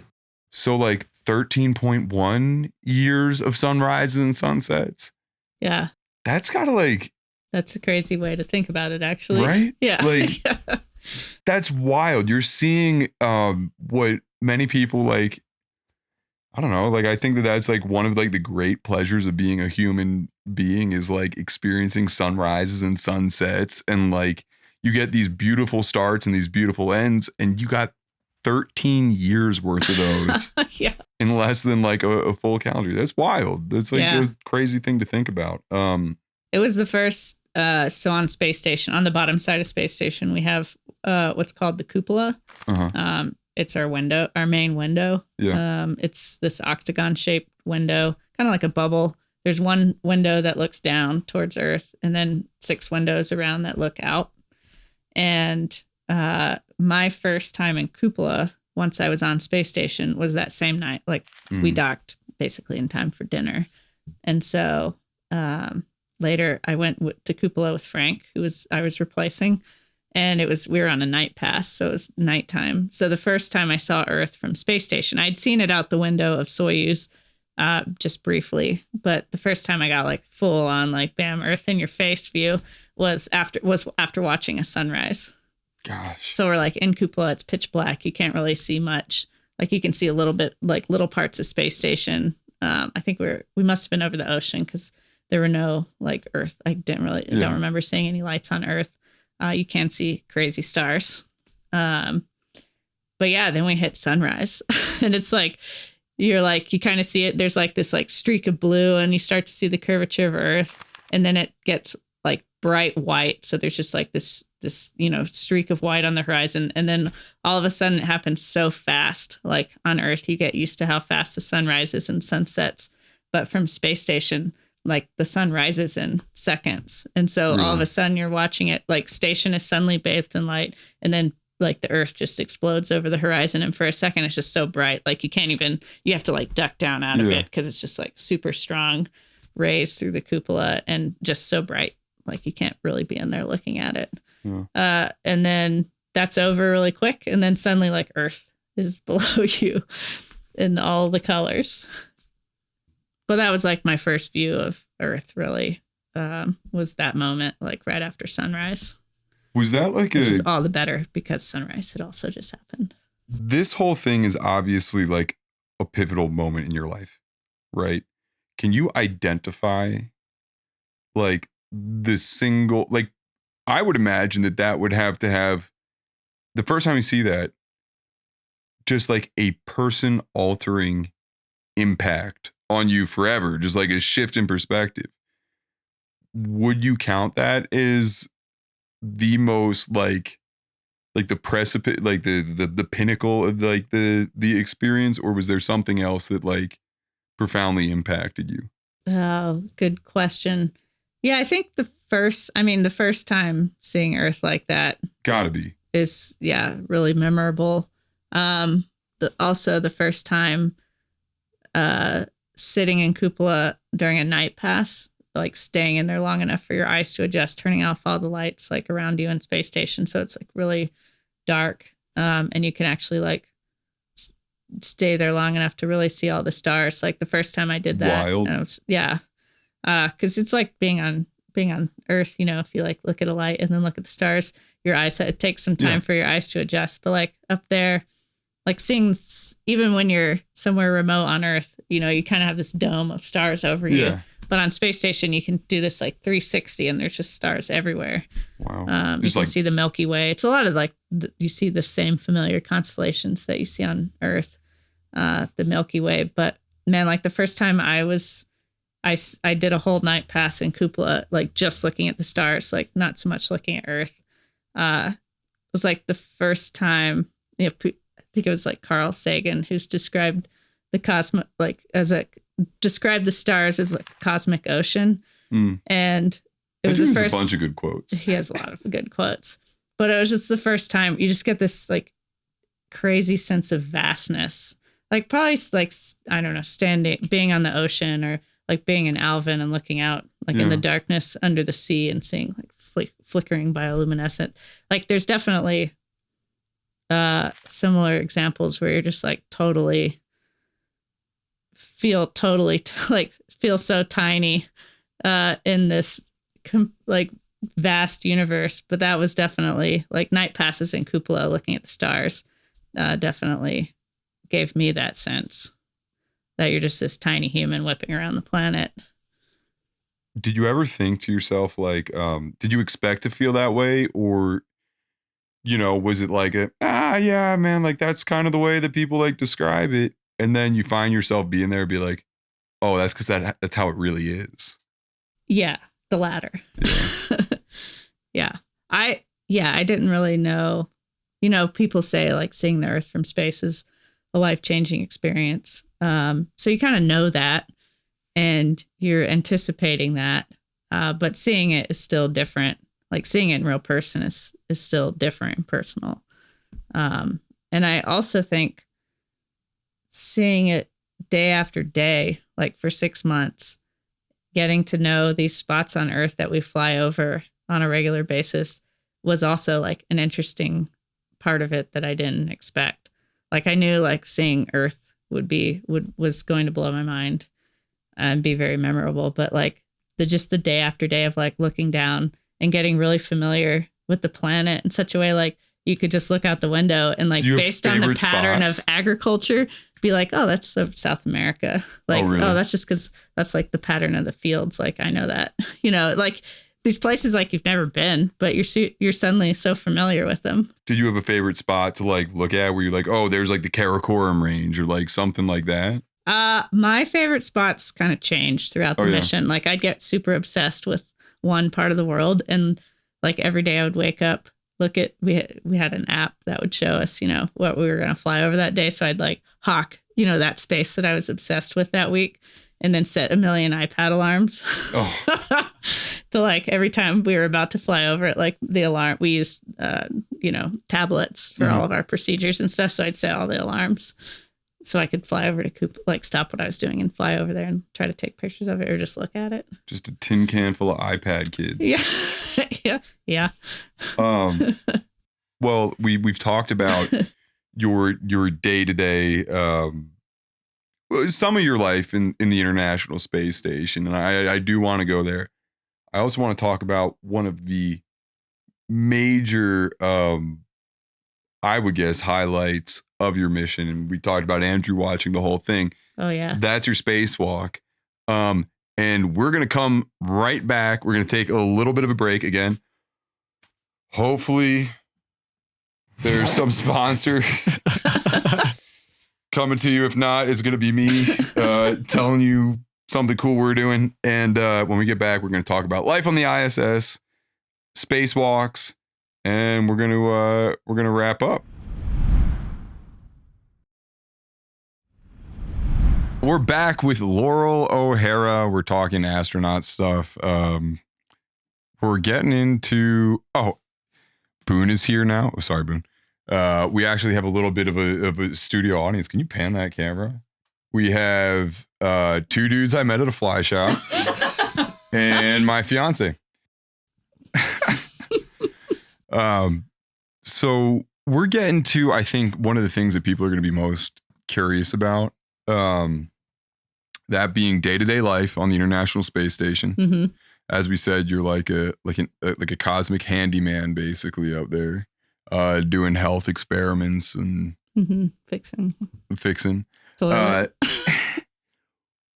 What is what is day-to-day life like up there? And I think people are curious about like the ordinary things. I think that that's like what people are kind of immediately drawn to in these kind of conversations. They're like, what's brushing your teeth like in space? And one of the more annoying parts of spaceflight, for me, at least, brushing my teeth. Yeah. Because you don't have anywhere to spit the toothpaste. And there's like all these different strategies. People will like get a towel and like just spit lines in the towel and like fold it up, or I don't know. I ended up using like Kleenex eventually, but you just have to like spit the toothpaste or swallow it. And it's just kind of annoying. It's like one of those like tiny minor inconveniences that in the grand scheme of things, it's like not even a thing. Like I never think about it now, but like on a day-to-day basis, I'd be like, oh, time to brush my teeth. Oh. No, I have to do that. I'm kind of like that anyway, man. I don't know. I'm fucking lazy.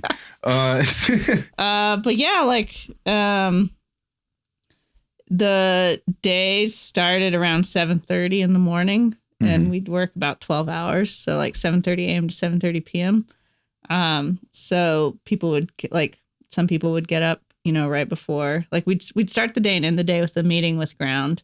So it'd go around to all the control centers around the world, and we'd have a short tag with all of them. But I'd usually get up around 6. I found that I didn't really need as much sleep in space, which was nice. So I'd sleep like 6 hours. Why do you think that is? I have no idea.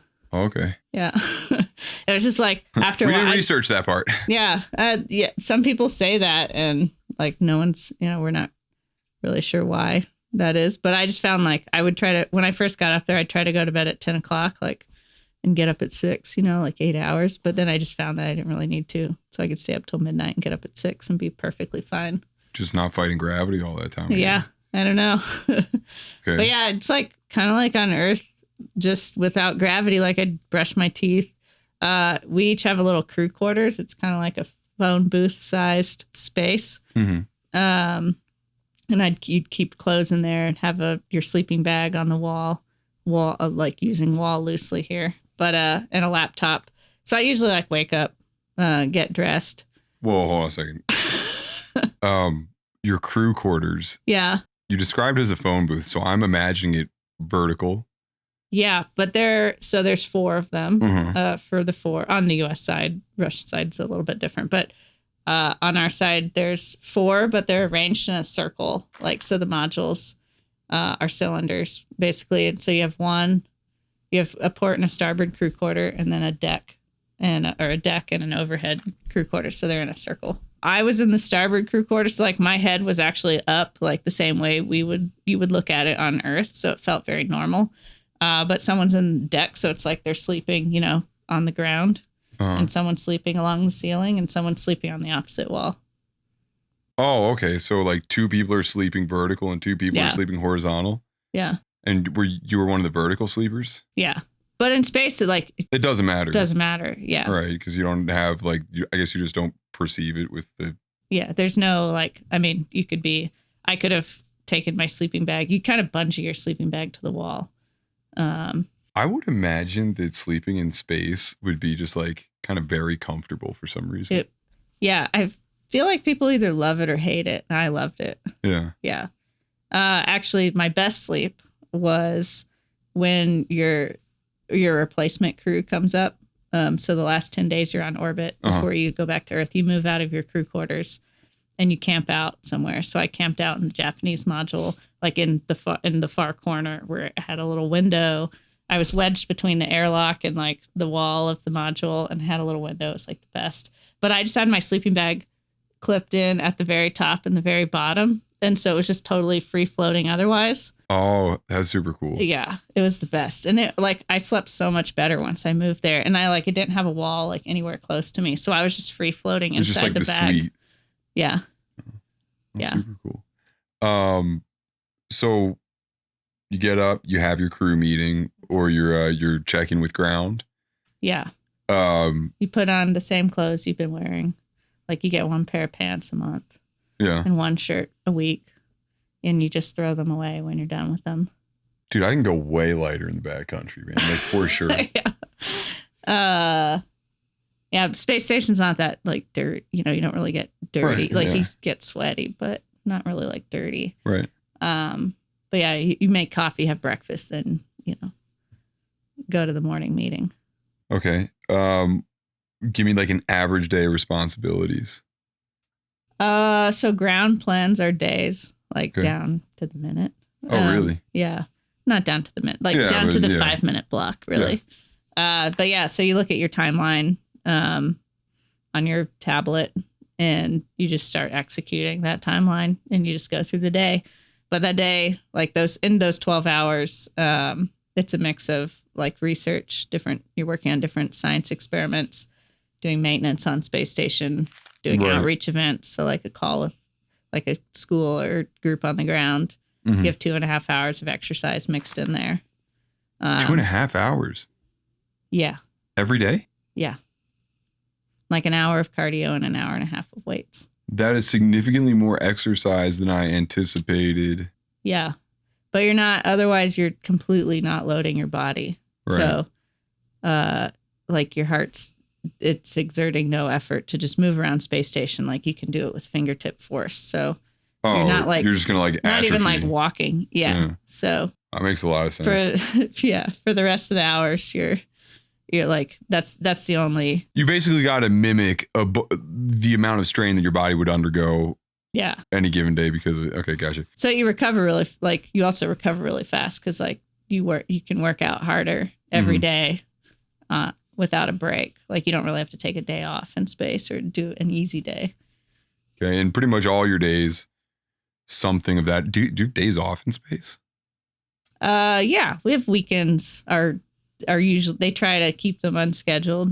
We Really? have housekeeping, Saturday morning housekeeping. Yeah. Well, at any time on Saturday. Yeah, Really. what are astronaut chores like? That's Yeah. interesting. Like housekeeping consists of wiping down high touch surfaces with a disinfectant wipe. So like all the handrails, we divided station up into 4 groups. And Yeah. so we rotate through. So each week you clean different 2 modules, but you wipe all the high touch surfaces down and then you vacuum. Okay. But yeah, so you have that. And then Saturday, sometimes you'll have a little bit of work.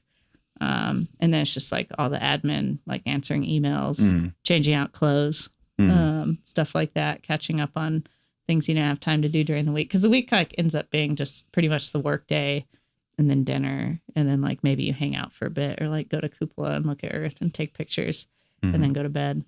And then Sundays, like usually unscheduled for the most part.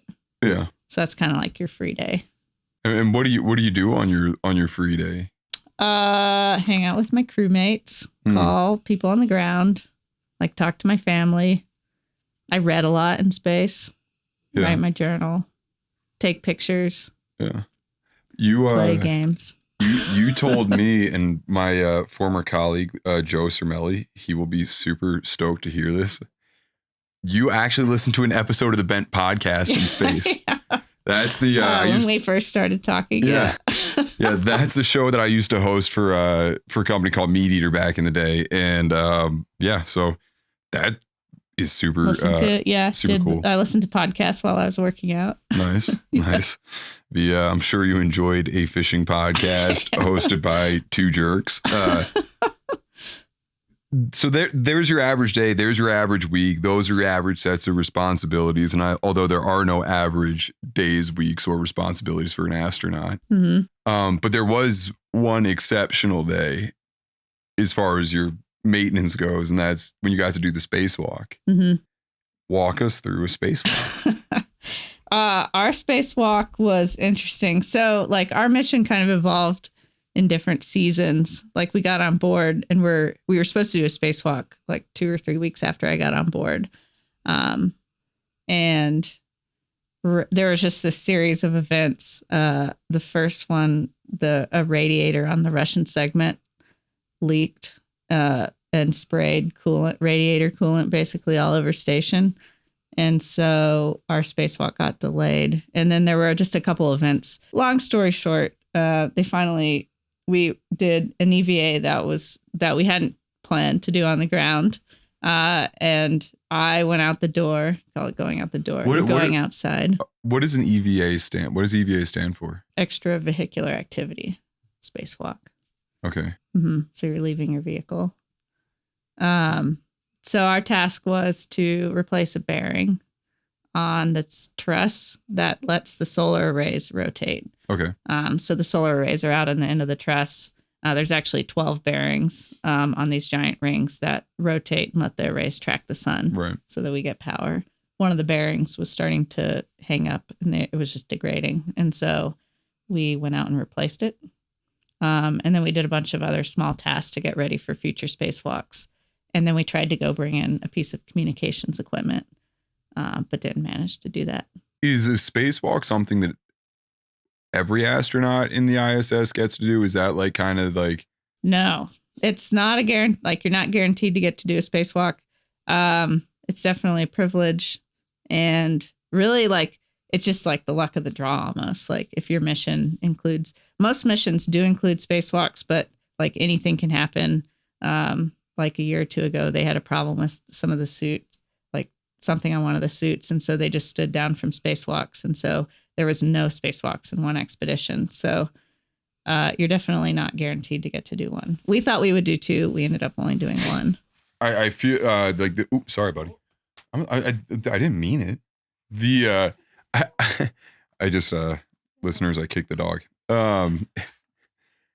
The spacesuits that you use in a spacewalk are kind of like the ones that you would imagine, like a spaceman. It's like your kind of classic, spacesuit, big bulky spacesuit. Can you kind of like go through it head to toe and maybe talk about some like the cooler, like most prominent features of that suit? There's a couple different, there's a hard upper torso with a life support pack attached to it. That's called the hut.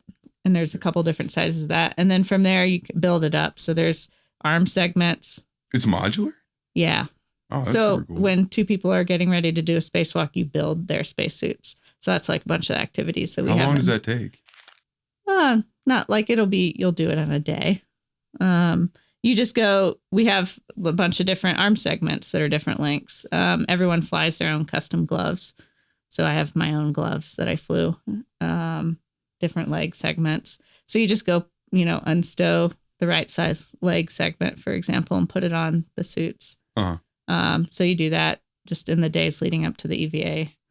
If we do an on-orbit fit check, because you grow a little bit when you get to space, so you're a little bit taller.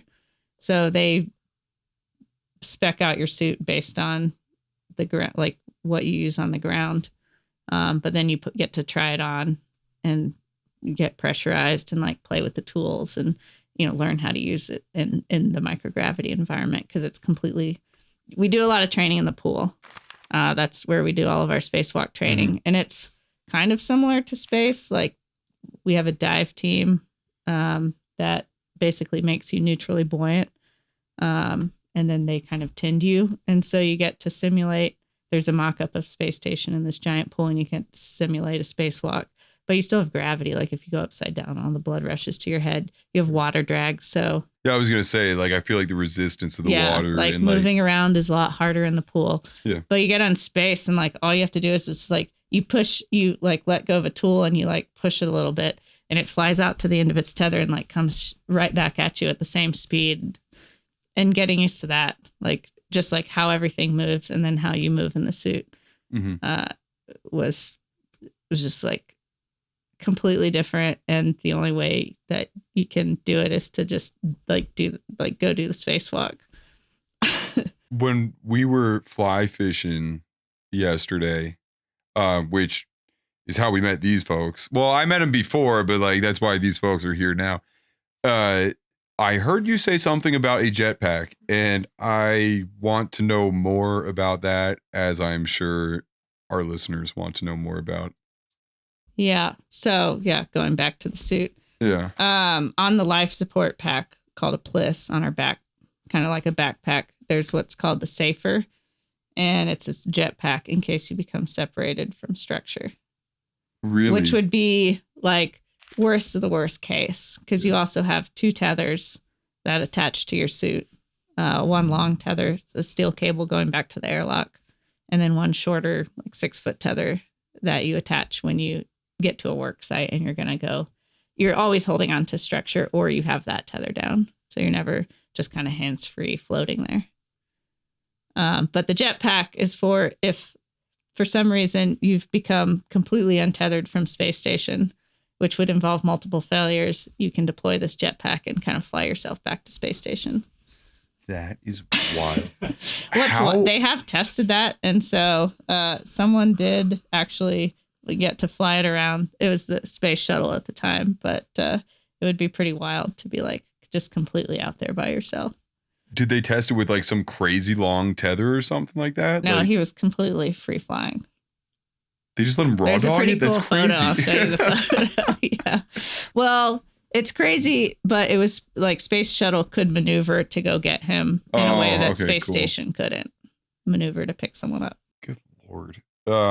Did you do any sort of like, how do they simulate that in training? Like do they just go, well, hey, look, if you're this screwed, I hope you can figure it out? Or no, we actually there's a VR lab that simulates it. So you use VR, and so you're sitting there, like you don't get to actually feel like you're tumbling. Right.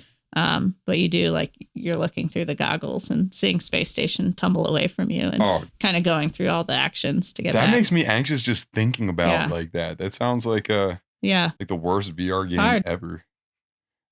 Challenging. Were you good at getting back?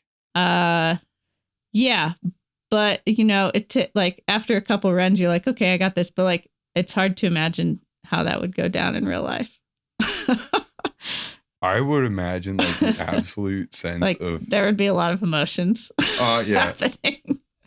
What were the emotions that you had when you went out the door, mm-hmm.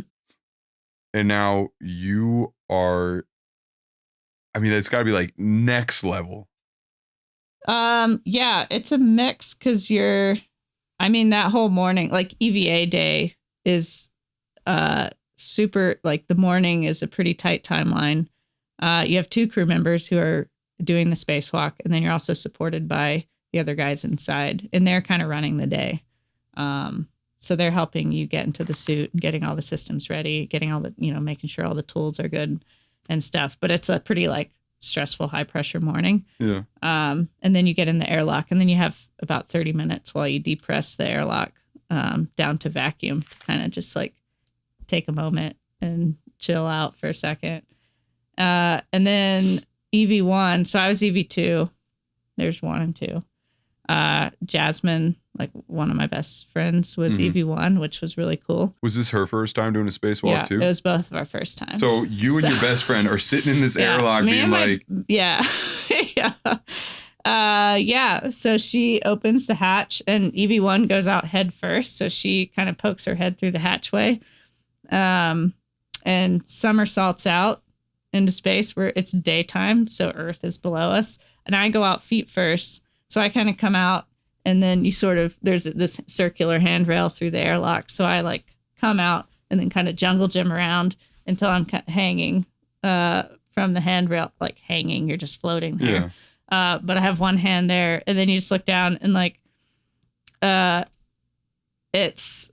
you've been looking out the window at Earth this whole time. So it's familiar, but then it's just below your feet, like your little feet are, kicking around.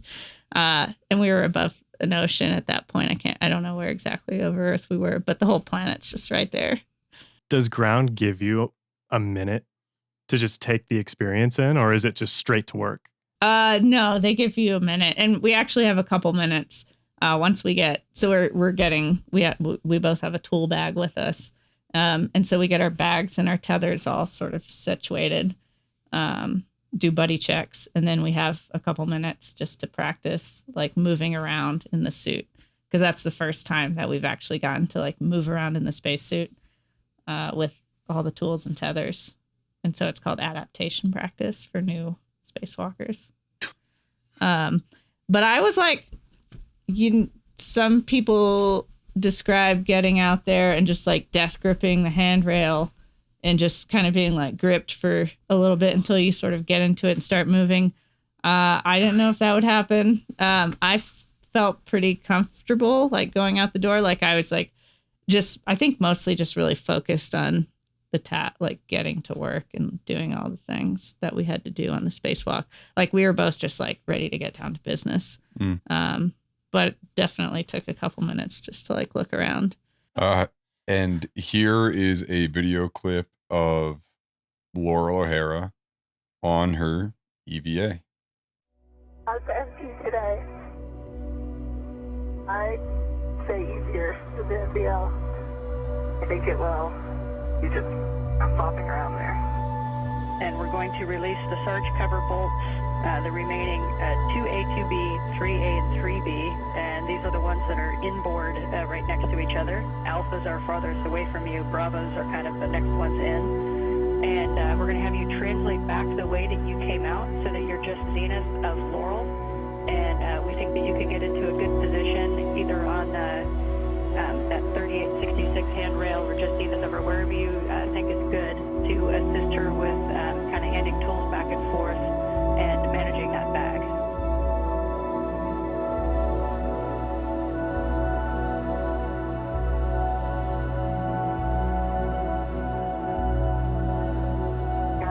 That's where I want my effector. Hopefully it's not. Okay, I got one and alpha and I'm concerned if he needs to.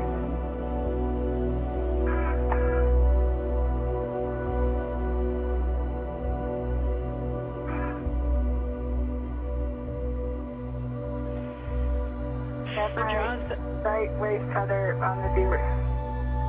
okay, and confirm hook and hook lock.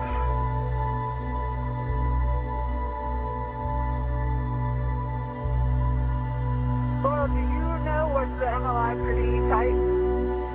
Like, on the side I was working on? Yeah, were there any gaps by where that quarter turn fastener was? No, it was tight.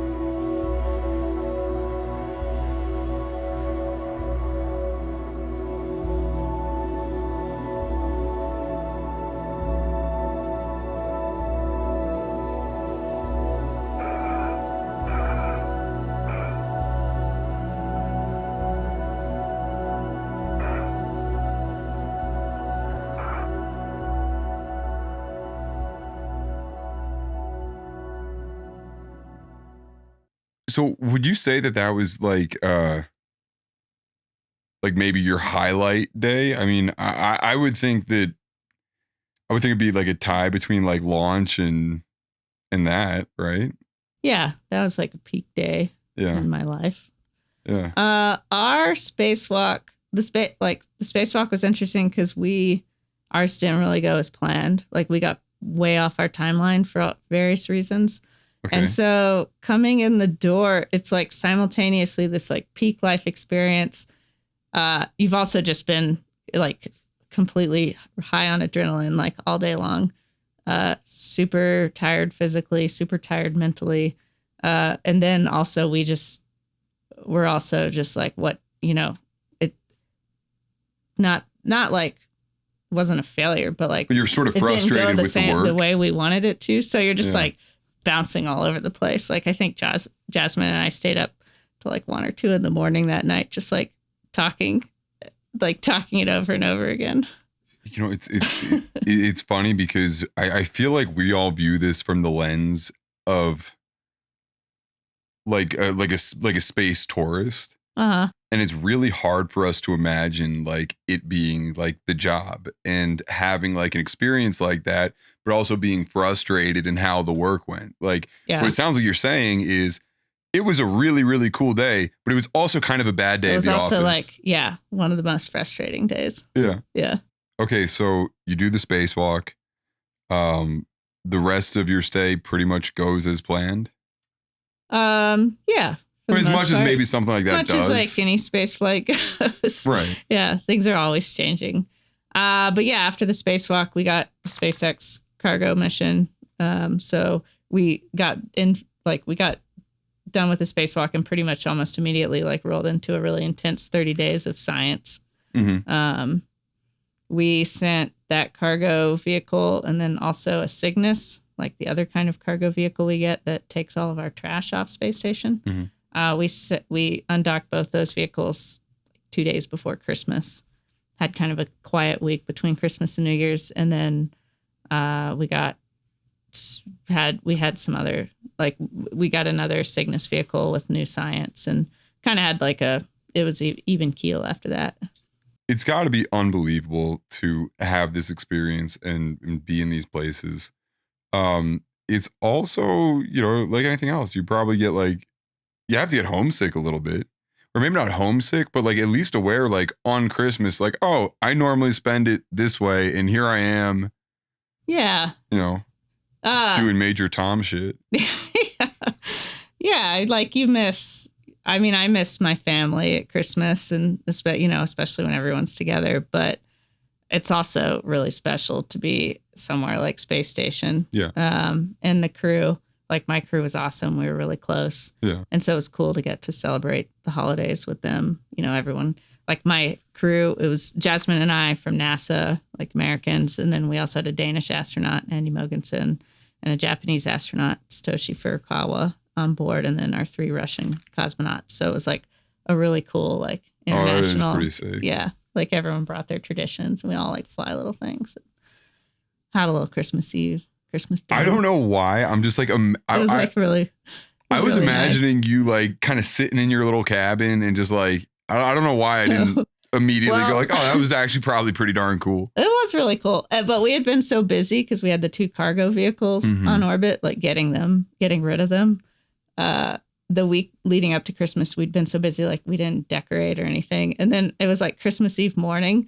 We were all in the galley, like having breakfast. And Jasmin was like, this is pretty depressing, guys. Like we actually couldn't find the Christmas, like there was this missing Christmas tree situation. What? We finally found the Christmas tree and we had Christmas, but for a while, like we couldn't find the decorations. And so they give you like weight allowances to bring up a decoration. there is a bag on orbit that is holiday decorations and has, holiday decorations in it. There's also a costume bag, like with Halloween stuff and Thanksgiving stuff, so you can decorate for holidays.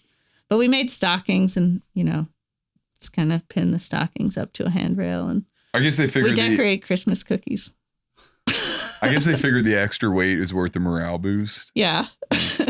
It's interesting. Like the scientific community transcends politics in a lot of ways. There are unlikely partnerships, and I don't think anything's quite as unlikely, or not as unlikely, but it's interesting that our primary partner in space exploration is Russia.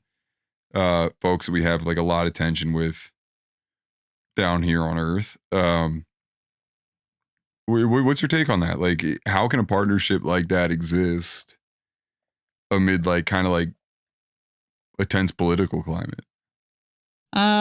Yeah, it's a great question.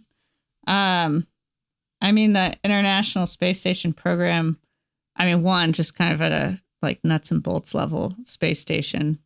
They kind of started. Yeah, well, we're equal partners, but Russia operates half a space station and the US operates the other half.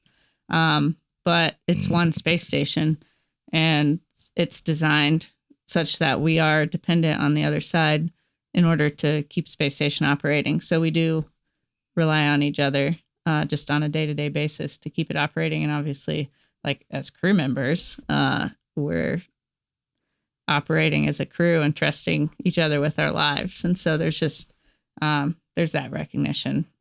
But in general, regardless, I think one of the things that is most inspiring to me about being involved in human spaceflight and getting to serve on the International Space Station is just like what it represents in the world. Like it's like one thing, there's not a lot of examples, I think, but it's like one thing that has so many countries involved, and it's like something that we do entirely peaceful, that brings countries together and unites them in a way that there's just not a lot of other examples, I think, that do that. And so to me, it's a really encouraging thing that we're doing on Space Station, working together with so many different countries. Why do you think right now, like more than 19 countries? Why do you think science is like able to transcend politics like that? Boone. I mean, I like to think that science is above politics. We're just the very pure nature of exploration for scientific purposes, and just to see how far humans can go is something that is ideally outside of, any kind of politics. Like you look at something like the Apollo moon landing, like the whole world was behind that. And how like, do we fake that again? yeah. Yeah. Well, got some photos. But yeah, that was something that like everyone got behind. And like, if you look at all of human history, that's something that stands out as this great human achievement that we were able to do. And so I think as we go back to the moon with Artemis and onto Mars, hopefully as a bunch of different countries working together, that will have similar achievements like that. Okay, so you've had this experience. Let's talk about re-entry. Let's clean up the end of this thing and let's go eat pizza because we have pizza coming. Okay, let's talk about re-entry. What's that like? You're departing your crew members, these folks that you've been so close with for the last 204 days. Yeah, I thought I would be ready to come back when it was time to come back. 6 months is a long time. And there was, I think, like a week in January where I was like, it was the first time during the mission where I thought, oh yeah, like probably when it's time to go home, I'll be ready. But then it came time to go home and I like absolutely was not ready. Like I easily could have stayed up there another 2 or 3 months. I was just really enjoying life on board. At that point, I felt a new crew had arrived, a new Dragon crew had arrived. So I had new crewmates and it was fun watching them kind of learn the ropes of space station, and also made me realize like how much I had learned about space station. Like they'd be looking for a bag and I could say like, oh, it's in that rack, and like go to the middle and then kind of like reach your arm like around this other bag and like you'll probably find it there. Like you just get to know it like inside and out, which was a cool feeling. And I just kept having more and more ideas for things to do up there. But anyways, yeah, landing day. You've packed all your bags, like trash stuff you didn't use. And then you get in your capsule. And it's kind of the reverse. So you put on your spacesuits. I was returning with 2 crewmates. I did not return with the same 2 cosmonauts that I launched with. They actually did a 1-year mission. So they just returned a couple weeks ago. Wow. Yeah, which was pretty cool. I returned with a different Russian cosmonaut commander and then actually a Belarusian spaceflight participant. So like space tourists, basically. Right. So we hadn't worked together. Which was like a little bit stressful, but they were great. But we got changed into our spacesuits, all strapped. Everybody was trying to ignore it. Sorry, buddy. I don't know how you ignore that. Yeah, we got all strapped into our spacesuits, and I think there's a couple moments. Descent is a lot more dynamic than launch. So launch, you're basically going up and the loads are in one direction.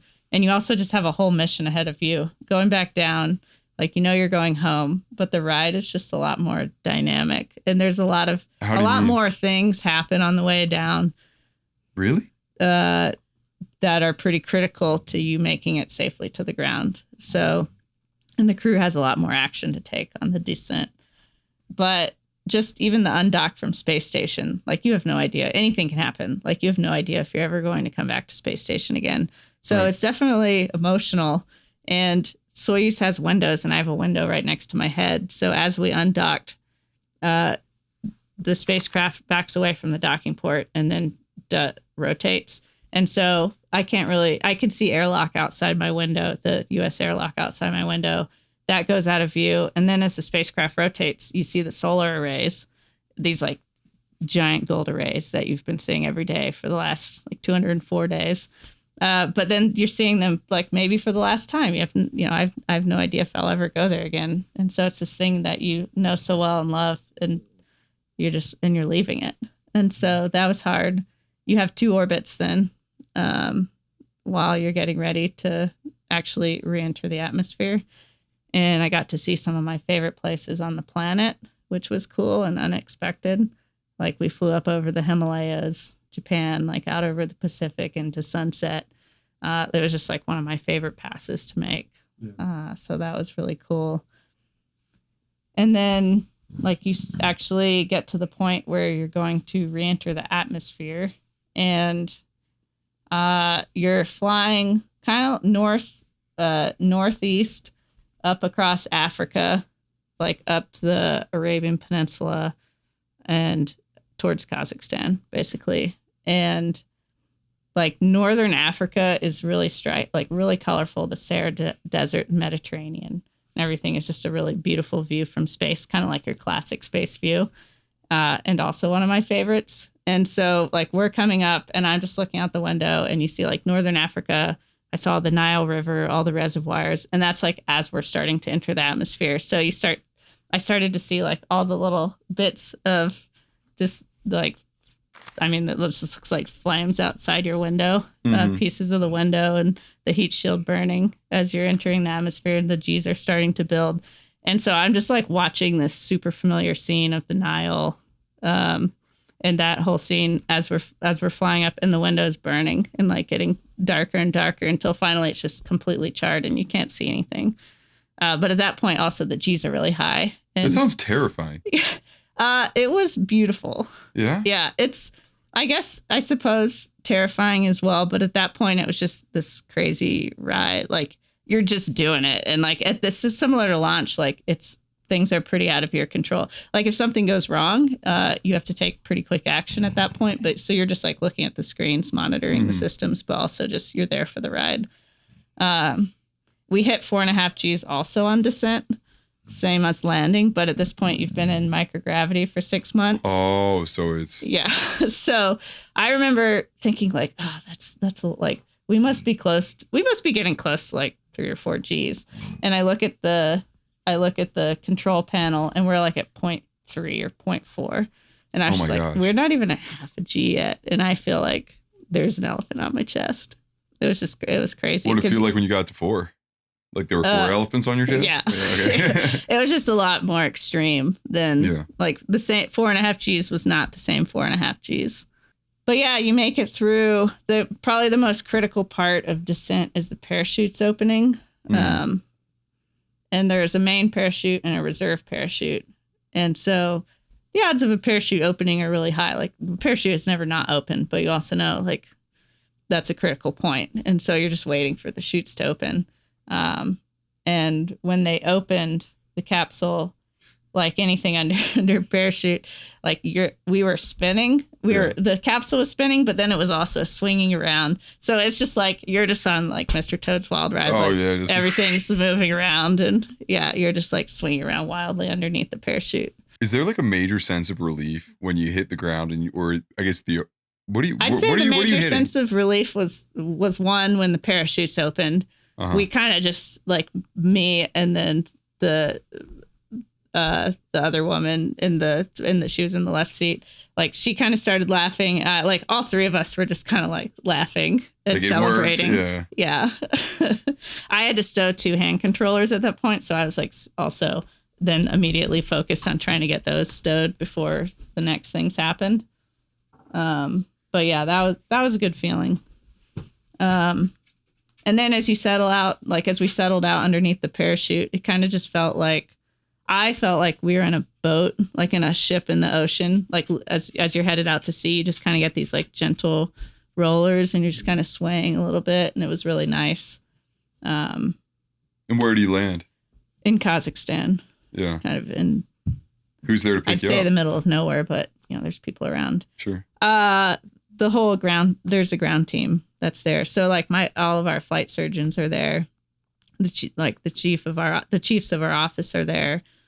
So there's like NASA leadership, and then there's a nurse, flight surgeon, people who are there to collect all the samples because we do a bunch of blood draws and like samples right before we leave, and so there's like early unstow stuff, cargo that they're there to take. There's a whole team out there. Mm-hmm. They all get out there by helicopters. They just work you up real quick. Yeah. Yeah. Yeah. But yeah, you hit the ground. It's like being in a car accident. Really? I think I had like gotten it talked up a lot. So I was like expecting a little bit harder of a hit. It wasn't as violent as I expected it to be. But you still you make a big divot in the earth.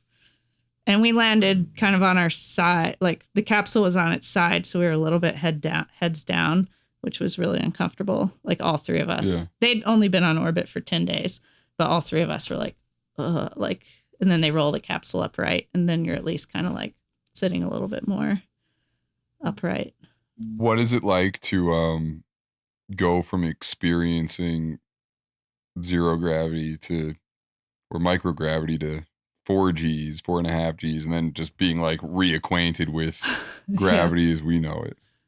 The 4.5 Gs is brief, but like it's just this huge mix of emotions because you're back on Earth. You're done. Like you're kind of done at that point. Yeah. You're just sort of like someone's going to be taking care of you. You just have to sit there and like survive it. Do you just physically feel like shit for a couple days after you get back? So I felt fine in the capsule. Yeah. Then as they were sliding me out the side, they carried me over and sat me upright in a chair.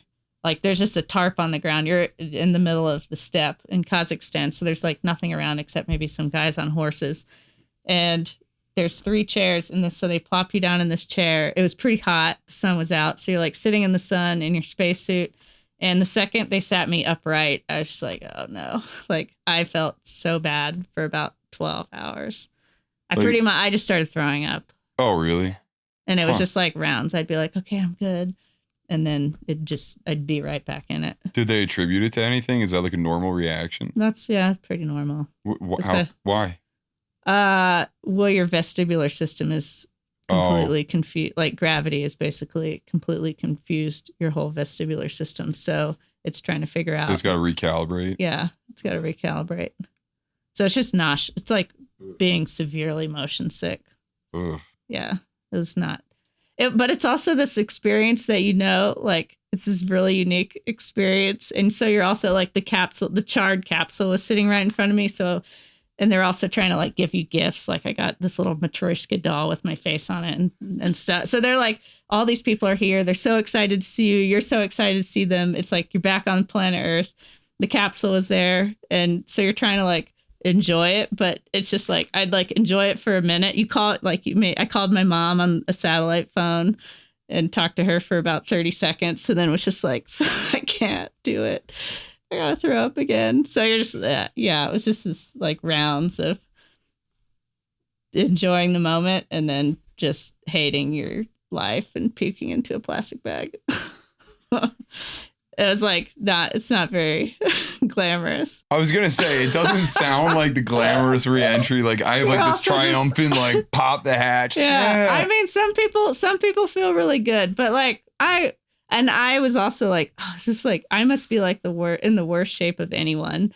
And they're like, no, this is pretty normal. But I'd never been in the field with a newly returned crew member before, so I'd only seen people, 24 hours after they landed. So you just like don't get to see that part. And you kind of like hear about it a little bit. But, right. Yeah. What was most difficult thing about being back on Earth?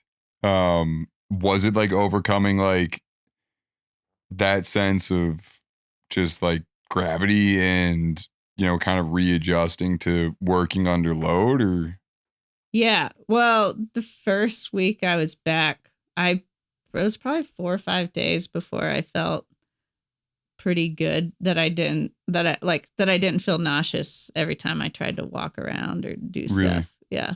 Like I pretty much got straight into there's a direct return. So just like 24 hours later, you're back in Houston, after landing. And then pretty much like that same day you go to JSC and they do a bunch of blood draws. Like you do some just like basic medical testing and a little bit of science related testing. And then like the so very, you're like feeling like shit and they're kind of like prodding at you immediately. Like the first week you're just like getting poked and prodded like all day, every day. I actually had to get in a spacesuit the next day. No. Yeah. And do a simulated lunar EVA as part of a research study looking at like how much you can ask a deconditioned astronaut, like after spending 6 months or 8 months going to Mars, for example, like how much you can ask someone to do on their first day on the planet. So like if we land astronauts on Mars, like what will they be capable of doing the first day they land? Yeah. Like this is what the research study that I was a part of. So I got in a spacesuit and like walked on a treadmill and like plugged in connectors and did some stuff like that. It was horrible. It was like, yeah. What was your favorite thing about coming back? Just like little things. I kind of thought after being gone that long that I would have this, you know, the first time I saw trees and like heard the wind and just things that I had missed on orbit, that it would be this kind of like huge, I don't know, monumental like experience and memory. But it actually just, I felt so bad, I think, like physically bad. I was just like surviving the days that I didn't really appreciate. Like the solar eclipse happened. I landed Saturday and then that eclipse was on Monday. You're like, that's cool. I saw like I was just like 1,300 of these. Like I was in the gym with the trainers when that happened, when it peaked in Houston, and they were all excited, like, let's go outside and look at it. And I was just like lying on the gym floor, like, I don't care. I did go outside and look at it, and it was definitely worth it and cool. But yeah, it was just like little things that crept up on me. Like I was sitting outside my house having coffee, and all of a sudden I was just like noticing the trees in great detail and like the sunrise and the birds in the morning, or saw a caterpillar. It's like kind of stupid, but I was walking across like at the Space Center in between two events, and a caterpillar like crawled across, and I was just like, holy cow, like Earth is crazy. And it was just little things like that over the course of the next couple months that caught me off guard, because it was just like little reminders about like how cool it was being back on Earth. Well, we're glad you're back on Earth, and we're really glad that you came in and talked to us about your experience. I can't thank you enough. It really is super cool. And the hardest part about hanging out with you for the last like 3 days is like not asking you all these questions in advance. I really appreciate you coming on. Thanks. This is great. Where can people find you? I mean, you can find me online on Instagram and Twitter, and then NASA, obviously, nasa.gov. Okay. And nasa.gov/live for all the live events. Cool. Are good places to check out. Cool. Yeah. So if you want more Loral O'Hara, you can find her at the links in the show notes. Thank you so much for listening. And until next time, we'll catch up with you later. Keep tuning in. We got a whole bunch of really cool stuff like this with a bunch of really good guests. This is episode 1, episode 2, 3, 4, 5. You'll like them too. Thanks, Laurel. Thanks.